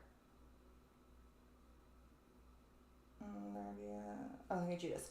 Understanding the crime committed through the process of symbolic understanding of this reality in our own souls and reaching a deep understanding of its meanings are tasks for each one of us. The Grail and its mysteries will only be uncovered within us when human relationships are free from crimes committed against the goddess. Integration of the Grail and its mysteries within the field of consciousness as a structuring symbol is still a task of the search in current times.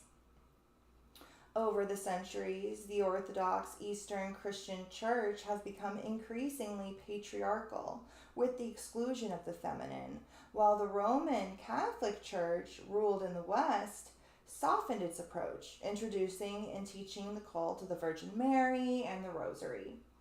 The Church aligned forces with the state, with the conversion of the emperors Constantine and I knew he was going to come up again just because I said he wasn't gonna. Vespasian. I think I got it, Zephyr. If not, just let me think I got this one. Just kidding. Consequently, the church expanded its influence and was able to retain its power. It built immense cathedrals, and its great wealth confirmed its permanent presence in the world. The Roman... Sorry, that little knot's going to drive me nuts. Okay.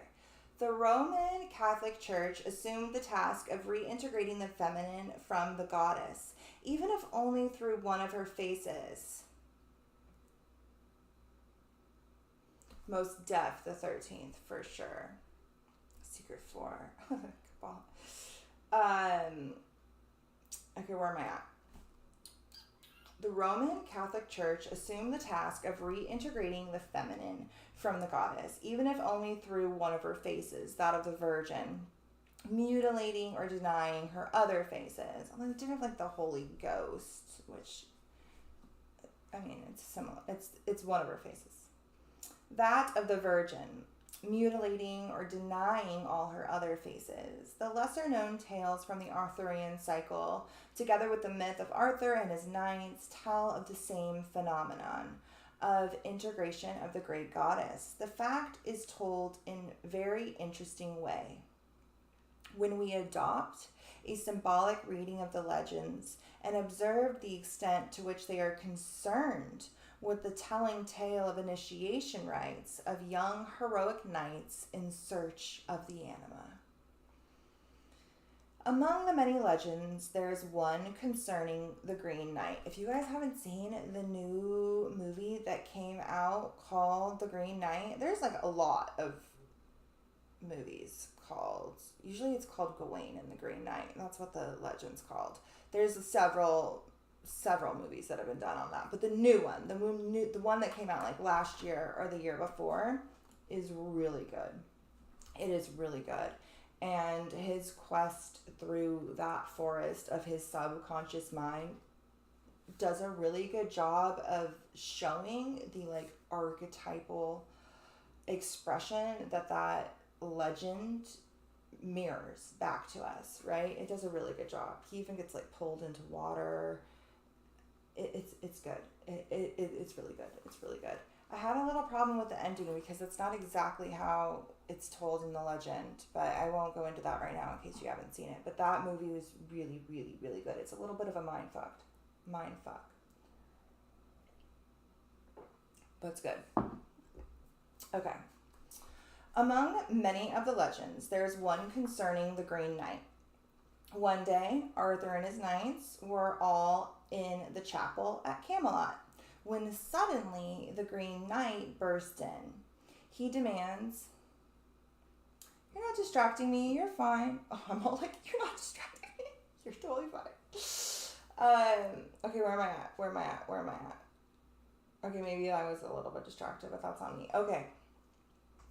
Among the many legends, there is one concerning the Green Knight. One day, Arthur and his knights were all in a chapel at Camelot, when suddenly the Green Knight bursts in. He demanded that Arthur cut off his head with his sword, Excalibur. Arthur refused. But the Green Knight threatened him, saying, "If you don't do it, I, the Green Knight, will cut off your head." And he advanced on Arthur. Gawain swiftly interceded and cut off the Green Knight's head. To everyone's surprise, the headless body, picked up the head and addressed Gawain, saying, "You were courageous enough, my young man, to cut off my head. Since you cut off my head in exactly 1 year, you must come to the Green Chapel, where I will cut off your head." Taken completely by surprise, Gawain accepted this unusual request and agreed to turn up for the encounter. The Green Knight, I love how I just told you how that movie's not going to end, and we're literally reading the legend right now. Taken completely by surprise, Gawain accepted this unusual challenge and agreed to turn up for the encounter. The Green Knight placed his head back on his body and left the chapel without any further explanation. All of the knights were profoundly unsettled by this turn of events and upset by Gawain's bad luck. When the deadline approached, the young knight left in search of the Green Chapel to present himself to the Green Knight and fulfill his obligation. After a long walk through the forest, he arrived at an unknown castle where he asked for shelter. He was graciously received and invited to spend a few days in the castle with his host and his beautiful young wife. Gawain told his story, and his host, the lord of the castle, told him that he knew the chapel Gawain was looking for. It was nearby. As there were still 3 days left before the date specified, Gawain accepted the invitation to remain at the castle to rest before the fateful encounter. The lord of the castle suggested that for the next 3 days, Gawain play a little game with him. Then he would take Gawain to the Green Chapel. The game consisted of an exchange of presents. His host would go out to hunt each day, while Gawain remained in the castle. The lord of the castle would give Gawain everything he killed on his hunt. In return, Gawain would give his host everything he had obtained during his day at the castle. The terms were accepted, and the game began. On the first day, Gawain wandered around the castle, accompanied by his hostess, who tried to seduce him at every opportunity. We talked about this in the last video, a lot of the knights, like initiations and tests and trials and tribulations, echo very much to like the temptations of like Christ or Buddha, these having to turn down temptations in favor of like knightly valor or honor, you know.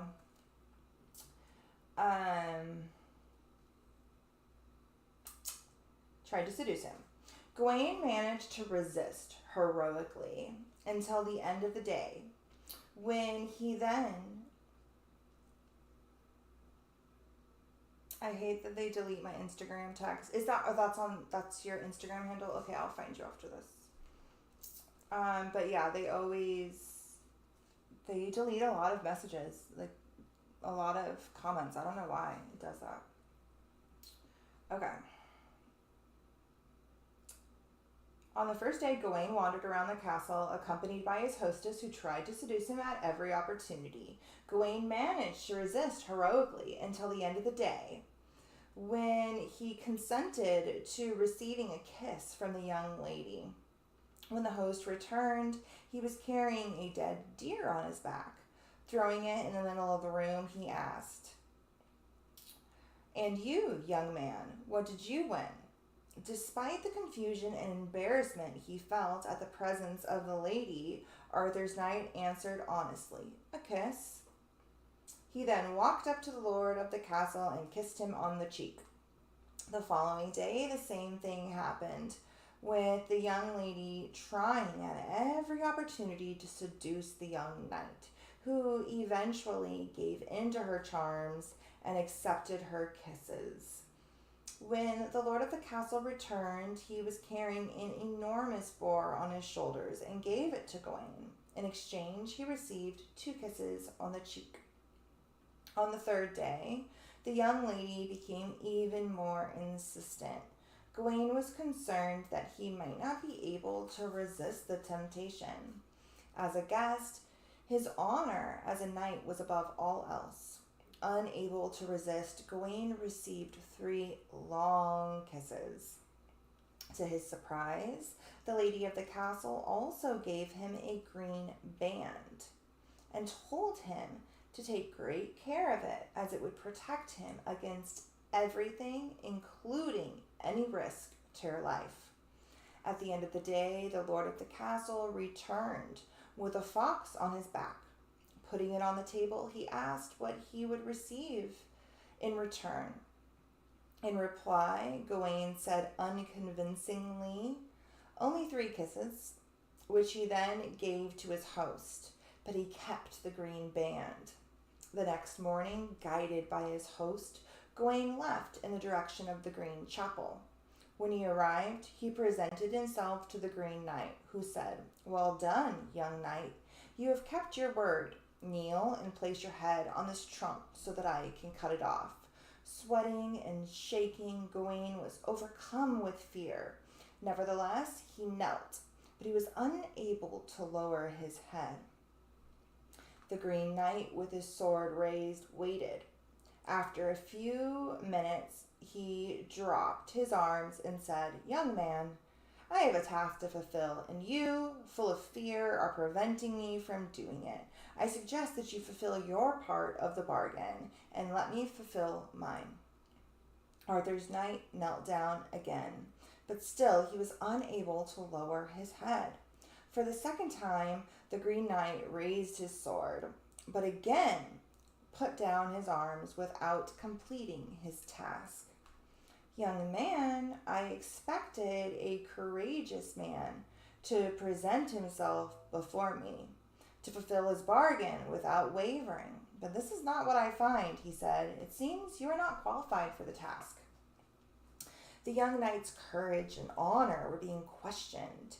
Gawain was so desperate, he didn't know what to do. Then he remembered the green band. Grasping it tightly, he became calm and felt himself relax. He knelt down again and placed his head on the trunk. And overcome with an unfamiliar courage, he waited for the fatal blow. The Green Knight raised the sword and brought it down in the direction of Gawain's head, but only struck his forehead with a slight blow. Gawain got up, and to his surprise, he discovered that the Green Knight and the lord of the castle were the same person. He was even more surprised to find himself still alive. The Green Knight explained, "Since you were courageous, my friend, you gained your life. Since you lied, I injured you with my sword on your forehead, so you bear the mark of your weakness. Go, you are free to leave. You still have a mission to complete. Find your peers and tell them of your success." Gawain returned to Camelot, and as usual, upon arriving, he told Arthur and his companions of his adventure. However, he felt embarrassed. not only because he had withheld part of the truth from the lord of the castle, but because he had been afraid and had felt certain feelings that were, until then, unknown to him. His life had been saved, it was true, and the Green Knight had told him that this was due to his courage. Nevertheless, he had time to face his own fears, his fear of dying, his lie, and his weakness. Gawain was ashamed. The king confronted him like a father and praised his attitude, telling him, being a knight also means being intelligent. You need to discover your fears in order to be courageous. Recognizing your weakness, you are able to find divine faith, providence, and deliver yourself to it. Arthur was so pleased with his nephew Gawain's feat that he proposed that all of the knights around the round table tie a green band to the end of their spears in recognition of Gawain's achievement. Gawain, also as hypostasis of Arthur, is a young knight going through his initiation rites. His pilgrimage through the forest and offering his head to be cut off, he is ready to leave behind the defenses of the patriarchal dynamic and explore the depths of his soul. And the movie does a much better job of expressing that than this legend, especially his trekking through the forest on his way to that castle. He literally treks the recesses of his subconscious. Miko says, oh man, I'm in my car so loud I can't hear anything and no headphones. I'm definitely gonna have to catch the replay. So my voice is too loud? Do I need to turn my voice down? I can turn it down. Does that help? Definitely. But yeah, there'll be a replay, Miko.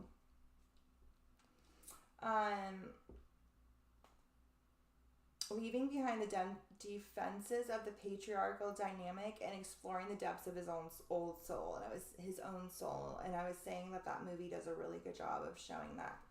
Also, I can't remember if she gets here, but the Green Knight is often symbolically connected to like the greenery of the land and the fertility of the earth, and therefore like the earth goddess, and him like bowing is like sacrificing himself to the goddess. And now my voice is quiet. Okay, I'm gonna put it back where it was. That's literally as loud as it can go on my end.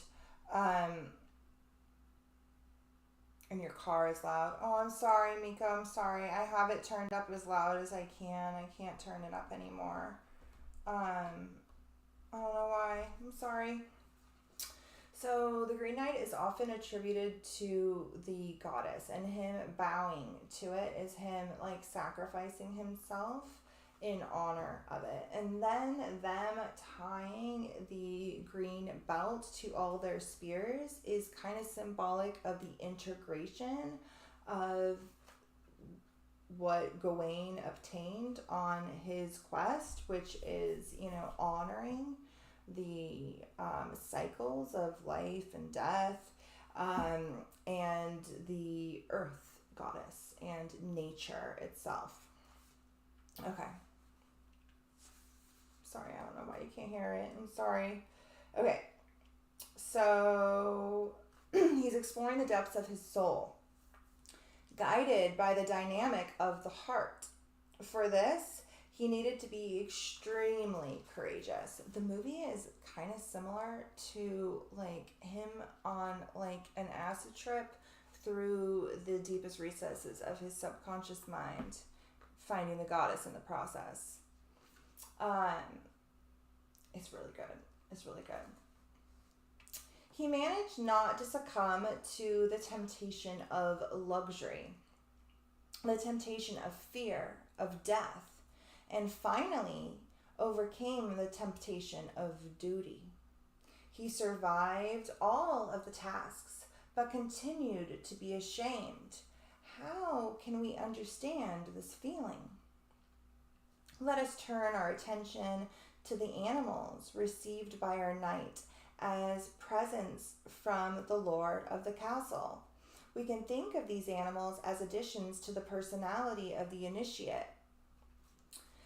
Yeah, tree spirits. Or even, I think they're going to go into this in the next thing, like even like the god Pan or Dionysus or any of these like nature gods, right? But yeah, the dryads, the tree spirits. There's a really good Merlin episode.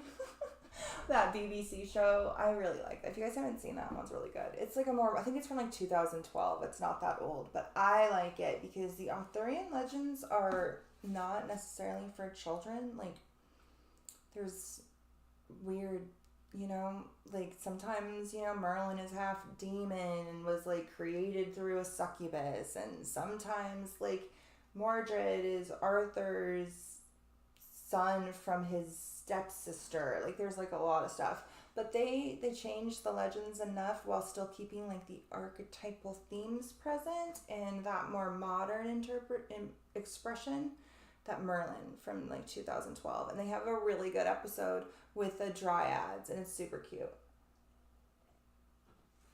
It's super cute. My youngest is really into Celtic mythology. Let us turn our attention to the animals received by our knight as presents from the lord of the castle. We can think of these animals as additions to the personality of the initiate. The deer represents youth, new blood from the rebirth, and the possibility of transformation.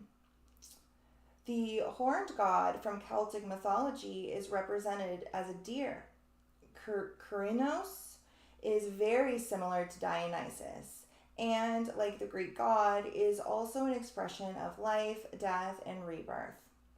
Receiving the animal as a present represents symbolically acquiring power over life and death. The boar represents the ability to acquire spiritual power. I can't believe I didn't underline this last time. My family crest is a boar. Well, one of my family crests is a boar. That's pretty cool. The boar represents the ability to acquire spiritual power, which results in the incorporation of true knowledge. Only in this way, Gawain is able to fight against his fear of the unknown. Therefore, the boar can only be received after the deer. The fox,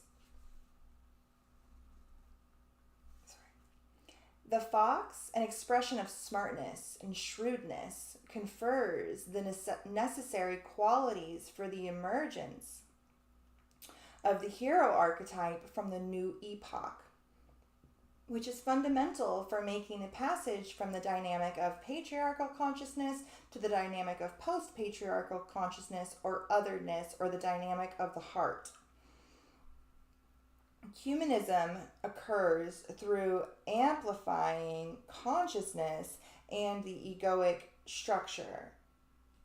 As Byington states, the ego is no longer the center of consciousness, leaving room for the new egoic complex, the ego other, the union. Through the initiation rites, the transformations that occur as a result of the transitional phenomenon grant the initiate self-knowledge. And self-knowledge is acquired in order to structure the dynamic of the heart. Symbolically, this means recovering the forbidden fruit from the tree of knowledge, or the axis mundi, and discovering the composition of its essence. Experiencing the flavor, the taste of, is to know and structure symbols that were, until then, kept in the shadow.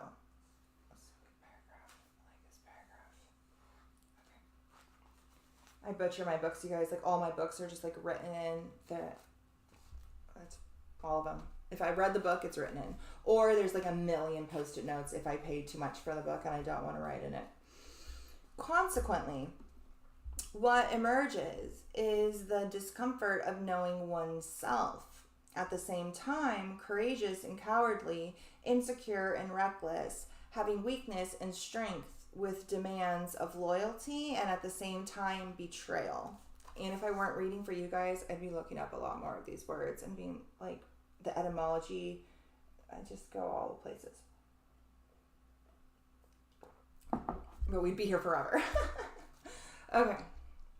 Despite the egoic confusion felt and experienced, the structure and symbol of shame / admiration of oneself emerges in the conscious field and acts in both polarities, which until then were experienced as exclusive realities with one of them projected on another. The feelings experienced by Gawain, arising certainly from his recently acquired awareness of himself, the center of consciousness established through the relationship ego-other, will conjunct the opposite polarity, God and his consort, knowledge and verb, to be and to do. As a result, knowledge will be joined with the verb and heart with action. It is important to accompany this change in the structure of identity, whatever it is. The ego, center of consciousness in the patriarchal dynamic, provides the psyche with the reference for its own identity. As a result of the relationship, it maintains with the larger collective. The collective represents the other, granting the ego with values, qualities, attributes, etc., as structuring elements of one's own identity. The condition of one's own identity, developing from the attributes that the collective grants to the ego, contributes to constructing one's identity for the outside world. For one to know oneself, an individual always needs the reference of what is attributed to him by the other or the collective. That is what the other thinks of him, feels about him, and moreover, what it expects of him.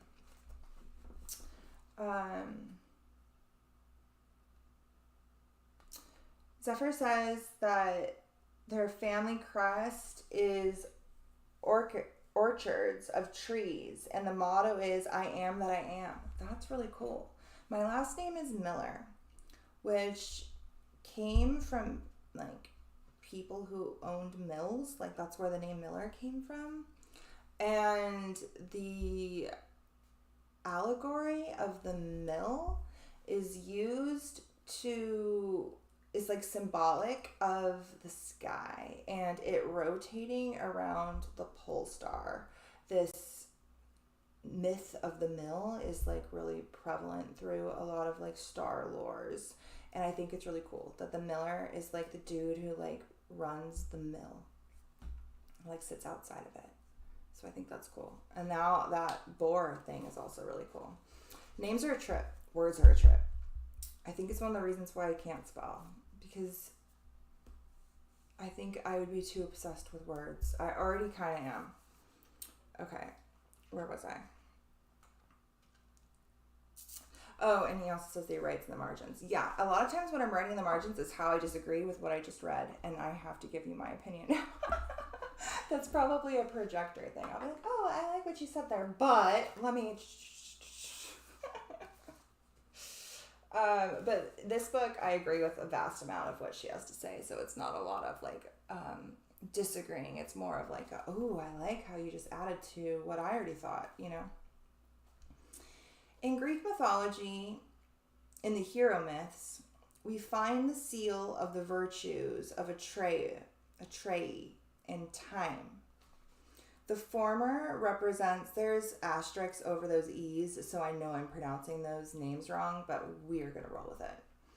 The former represents excellence, being the best of the best, having the skills to undertake the most difficult tasks and fulfill them with mastery. The latter, time, arising from the former grants the individual with personal honor, since he has performed great works. We need to remember that these virtues are attributed to heroic mythological figures and are, therefore, archetypal. Recognition of these virtues. Okay, now that I see how she wrote the word archetypal, I think because this was translated into English from Portuguese, like, you know how, like, even in like some European countries or even in Australia, how they spell some words like color and certain words differently. I think some of these translations are spelled differently, and that's why some of these words are like throwing me for a loop. Like archetypal, she has spelled differently. Your boyfriend's birth dad's name is Miller. That's cool. Maybe we're related. Yeah, it means a really good book that dives into all of the like allegorical connections to the mill and the sky is Hamlet's Mill. It's a huge book. It's like literally 600 pages. I've tried to read it so many times, like from cover to cover, and I've never succeeded. But I use it as a reference. It has a good index. So I use it to look up like certain parts of the sky and read about it. But the book is really big, and one day I will read it. One day. Okay. Where are we at? We were talking about some sort of Greek dudes, and they were archetypal. Okay. Recognition of these virtues derives from the collective acknowledging the excellence of the task completed and recognizing the merit of the individual who has performed it, and consequently his right to receive honors. All individuals retain this condition of their identity being tied to the collective. What the individual is, depending on the judgment and recognition of the collective of his ability or otherwise to execute his tasks or perform his activities, and on granting him honors when the undertakings are performed with excellence. These attributes, heroic virtues, remain in the psyche of all human beings and structuring elements of one's own identity.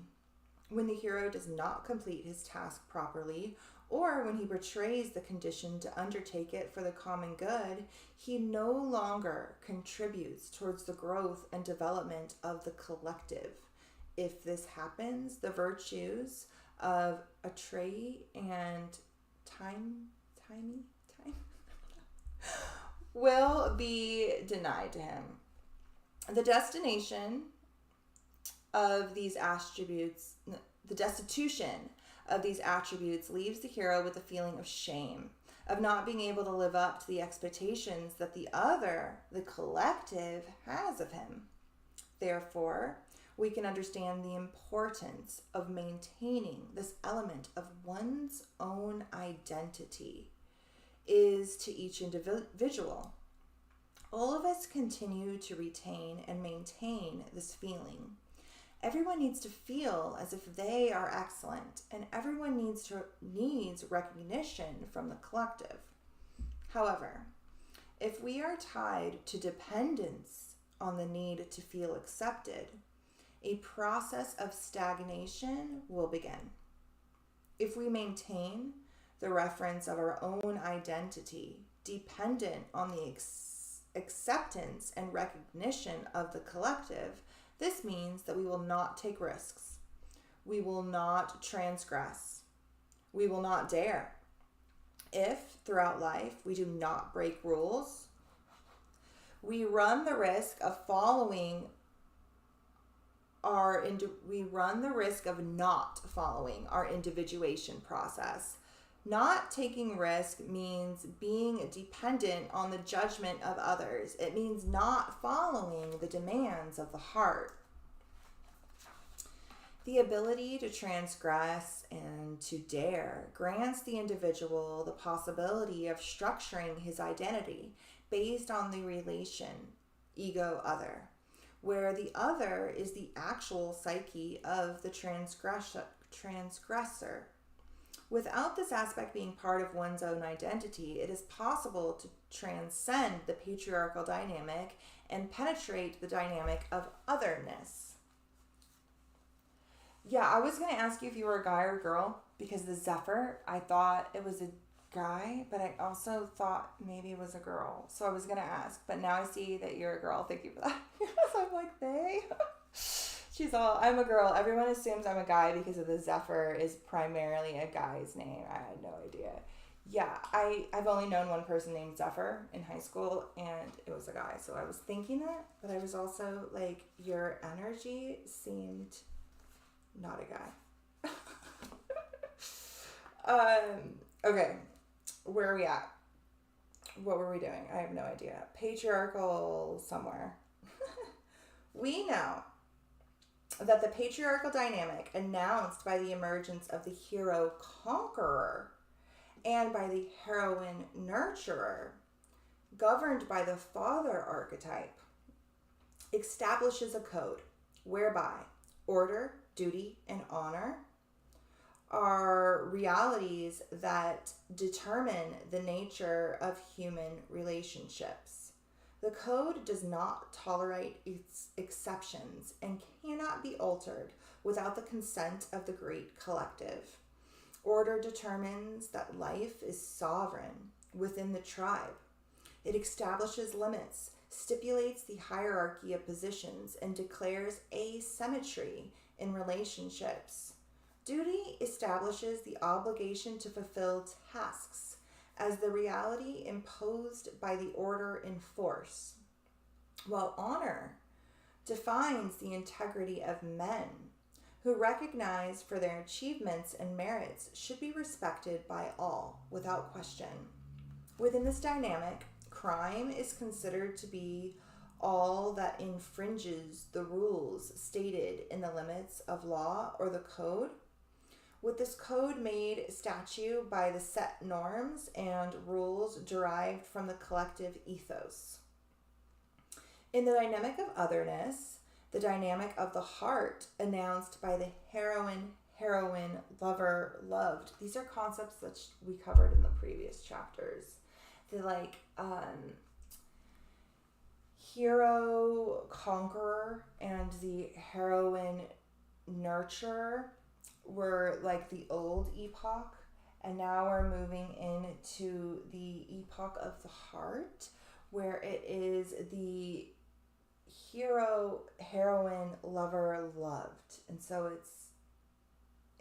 it's like their old duties to like the kingdom, and this like unbridled giving and nurturing is more balanced through a romantic partnership in an exoteric sense, or an inner alchemical union in an esoteric sense. We talked about that in the last video.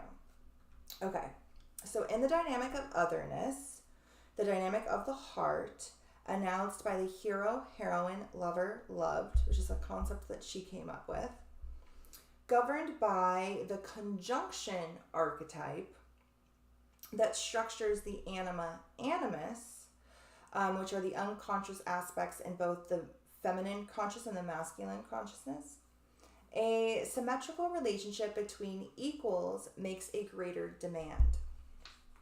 In this new epoch, life is unquestionably sovereign for all, within and outside of the tribe. Order is established by means of contracts between the parties involved. Since the relationship is symmetrical, duty is fulfilled as a choice and agreed by the contracting parties. Honor defines the integrity of men and women who, recognized for their achievements and merits, are respected, but can, however, be questioned by the autonomy of their peers. Respect, trust, and honor the other, who is different from oneself, are conditions for this dynamic. The challenges arising from the demands of the soul, which include symmetry in relationships between peers, when proposed to men and women, will pass through, necessarily, to redemption to the binominal loyalty / trustworthy. What? I have no idea what that entire sentence means. We're going to move on. The symbolic relation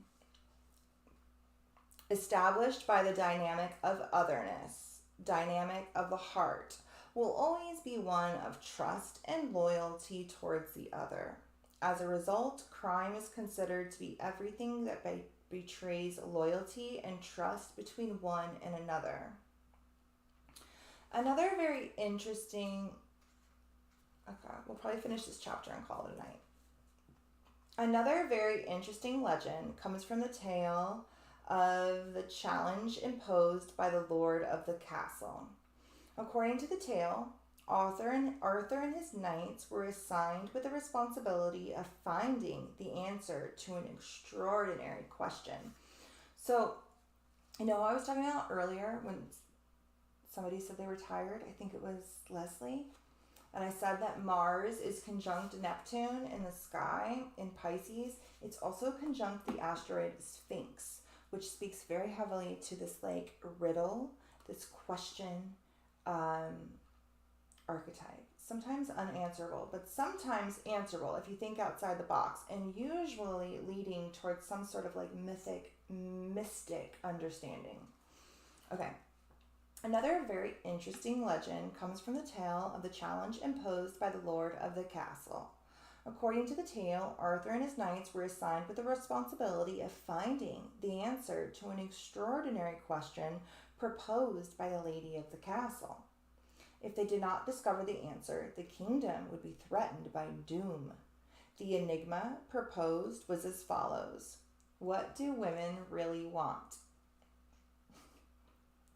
Gawain and Arthur left on their pilgrimage in search of the answer.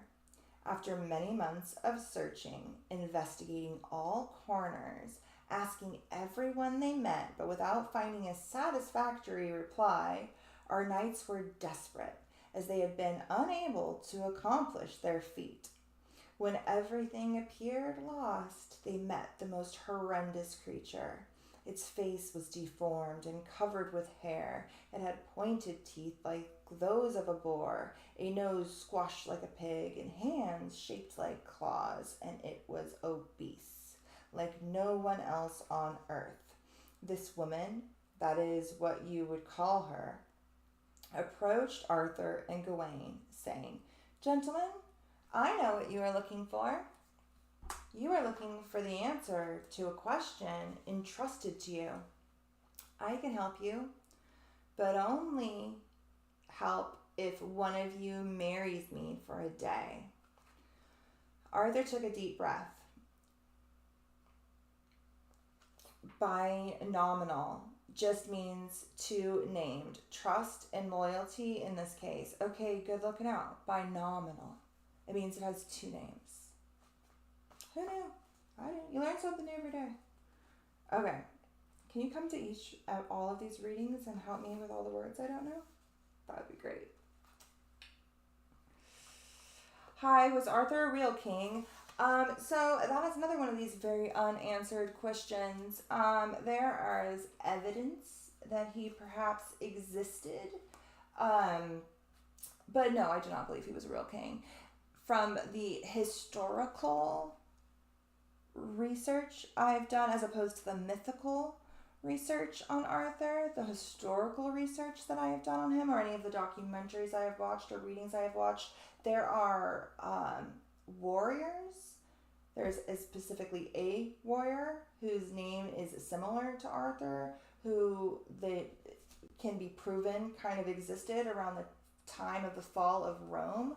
So these tales are said to kind of take place after Rome fell. So Rome conquered this whole area, England, Ireland, Scotland, Wales, pretty much everything but Germany, and ruled for a very long time. And a lot of these Celtic tribes, they tried to hold on to their heritage or whatever. There were the Picts, there were the Celts, there were different tribes, and they were all under Roman rule. And then after Rome fell, when they got too big and they like retreated, all of the tribes fought each other. And that was the period known as like the Dark Ages, right? We don't really know anything about it. Rome kept some history, but like during this time, we were all just kind of killing each other in that area. And then supposedly Arthur came around, and he was the king who united all the tribes of Britain, who up until that point were just trying to kill each other. And he became the king that united them so that he could then fight off other invasions. There's no historical evidence that actually happened at all. It's mostly, I believe, an esoteric tale, which I think the Bible is too, based very loosely on maybe a real person, but mostly used to tell an esoteric initiatory tale into the mysteries. But there are hero-like figures from around that time that are attributed to Arthur, and certain places in that area that are attributed to him too, like his birth or different things like that, are actually like attributed to like Cornwall, England. And there are places around there who will swear like, oh, there was even one time there were bones found and like a burial site, and for a while people were trying to say that those were King Arthur's bones. And there's a whole, it's one of those things that we can't prove, you know what I mean? But no, I do not think he was a real king, to answer your question. Where was I? Oh yeah, okay, so that chick who's all horrendous looking has the answer to the question, what do women want? And she wants either Arthur or Gawain to marry her for a day. Okay, Arthur took a deep breath, and since he was already married, he left the task to Gawain. The young man, being a good knight, felt obligated to accept the responsibility, even though against his will, and thus fulfilling his duty. The horrendous creature continued, "If you are willing to marry me, first you must give me a kiss." Azul says, fascinating. I have a feeling he existed. We just really don't have enough evidence. You are like a walking encyclopedia. I feel like I know nothing, but thank you. Yeah, there's echoes of him everywhere, but like the whole storyline, like that whole thing didn't really happen. Like I don't really think there's like a lady in the lake and, you know, all that jazz. I think it's all more archetypal, but I think it's like myths are told because real things triggered them. So I think there was probably a real dude named Arthur who, like a lot of the historians believe, was more of a warrior than a king, who like helped lead a couple of tribes in some huge battle and, you know, defended them or united them. And then that dude became like mythological in nature, and so a bunch of stories were told about him, and then that story was then used by like these mystery school esoteric orders to like encode the same shit that's encoded in all the other pantheons, whether it's the Bible or you know, Egyptian mythology or whatever it may be, to encode all of the stuff in there and kind of keep it alive, particularly once that area became Christianized. I think that these mythologies were particularly used to hold on to a lot of like the pagan esoteric truths while disguising them as Christian myths so that they could be continued to be told, and then we can like decode them later, you know? That's kind of my theory on it. But yeah, I definitely think he exists. My two big obsessions are Atlantis and Arthurian legends. I'm like low-key obsessed with this stuff. They exist in our consciousness. The archetypes exist for sure. Okay, so this chick has the answer. Are they going to marry her? We're going to find out. Despite his revulsion, Gawain prepared himself to fulfill his task. He approached the creature and kissed her on her cheek Imagine his surprise when she transformed before his very eyes into a beautiful young woman, slim and perfumed, with silky skin and hair, perfect white ivory teeth, smiling as if she was enchanted with her own beauty. Soon the wedding was arranged. The lady then confided to Gawain, "If you want me to remain like this, beautiful, and spend the night with me like this, in the morning I will have to return to my previous appearance, with which I have been cursed.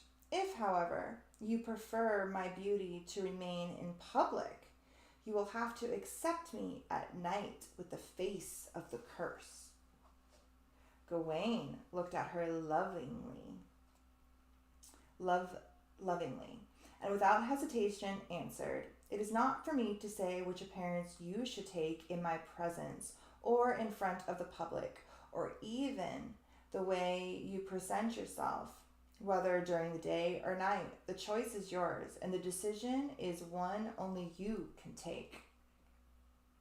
Lady Wrangel, for that was her name, looked at him kindly with gratitude and said, With your answer, the curse has completely ended. Now I have recovered my full autonomy." Then the lord of the castle, who had proposed the enigma, appeared.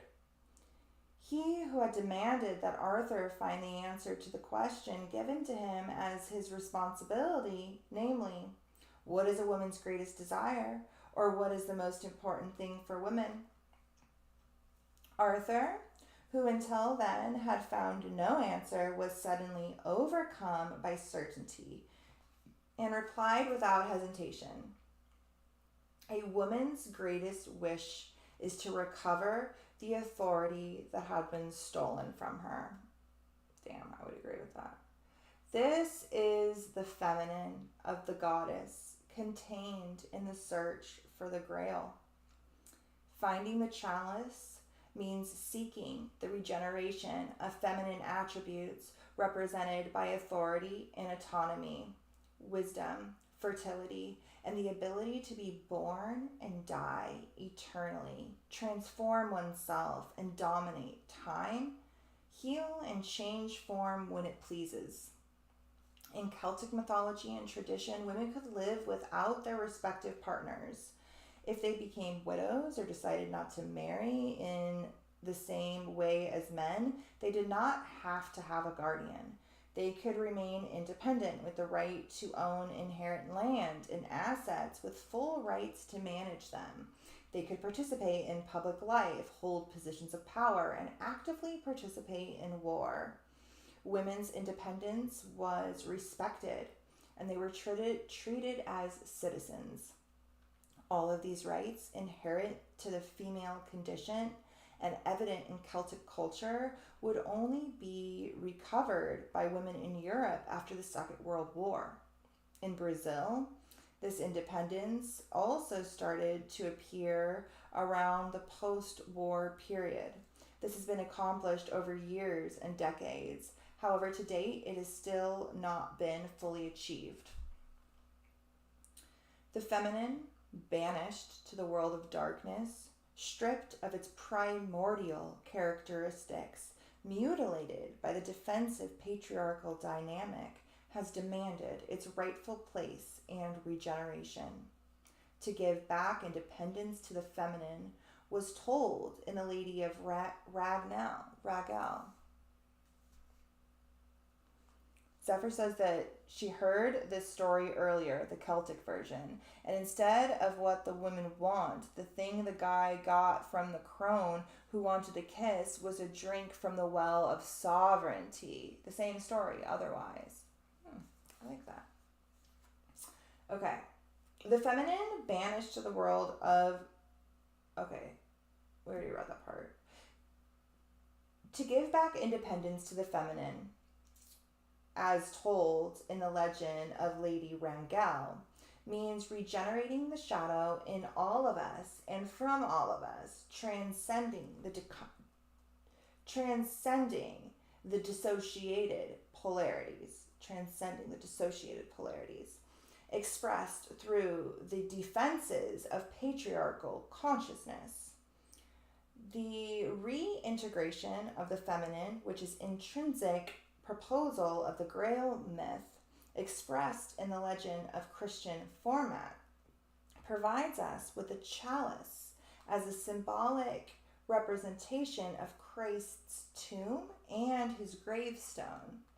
The chalice continues to retain the suffering of the mother goddess, since it holds the blood and sweat of her beloved son. Christ, the symbolic emergence of the fourth chakra, prefigures the dynamic of otherness, bringing the message of liberty and equality to men and women, fraternity amongst nations, and mercy towards others. When Christ introduced the Eucharist during the Last Supper, he ritualized his own death and rebirth, offering himself as the food to the new people. Thus, we can say, initiates are all credulous, suffer.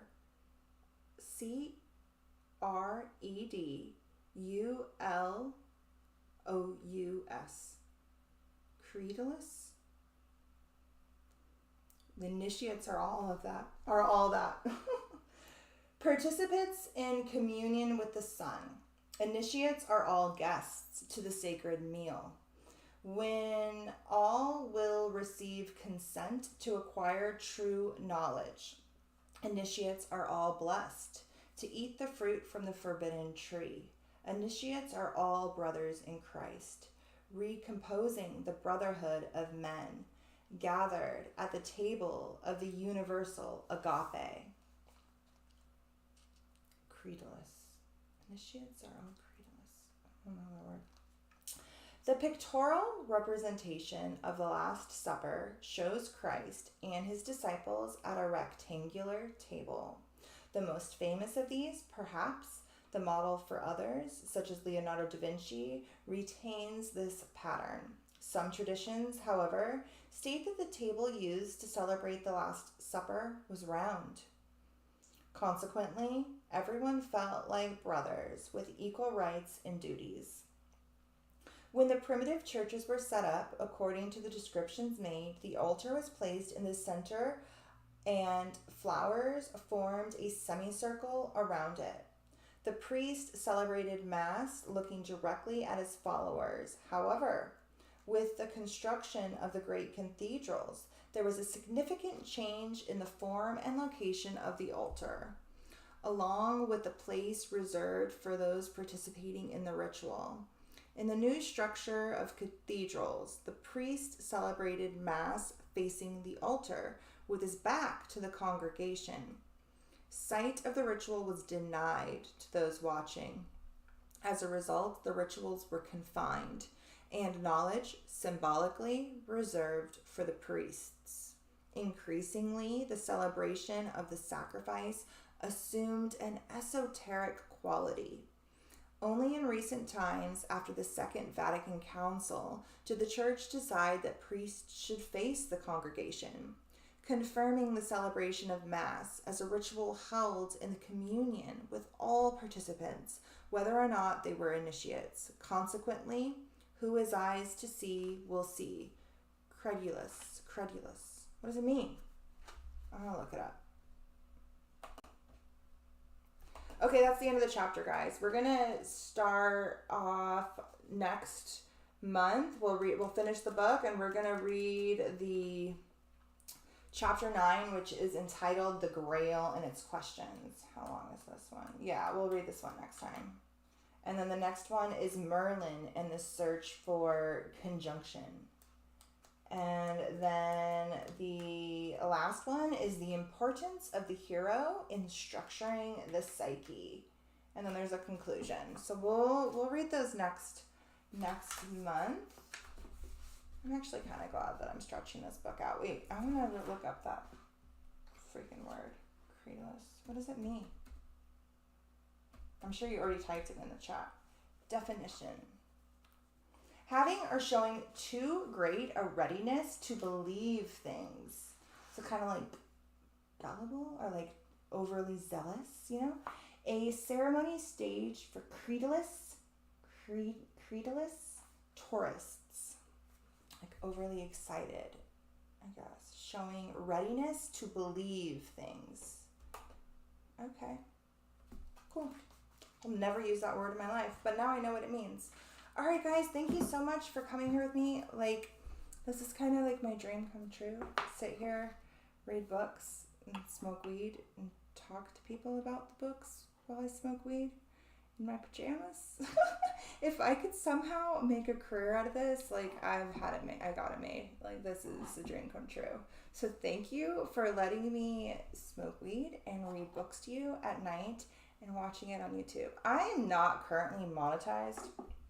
I don't know, something happened, and then I had to get a new ID, and now I just found out that my address is totally wrong on my ID, and they have to like put it all perfect in YouTube. So that's, I think why my monetization was not approved the first time is when I tried to like say, look, this is me, here's my identity, it like didn't match up. So I have to wait for a new ID. So right now I'm not monetized, but eventually this channel will be monetized.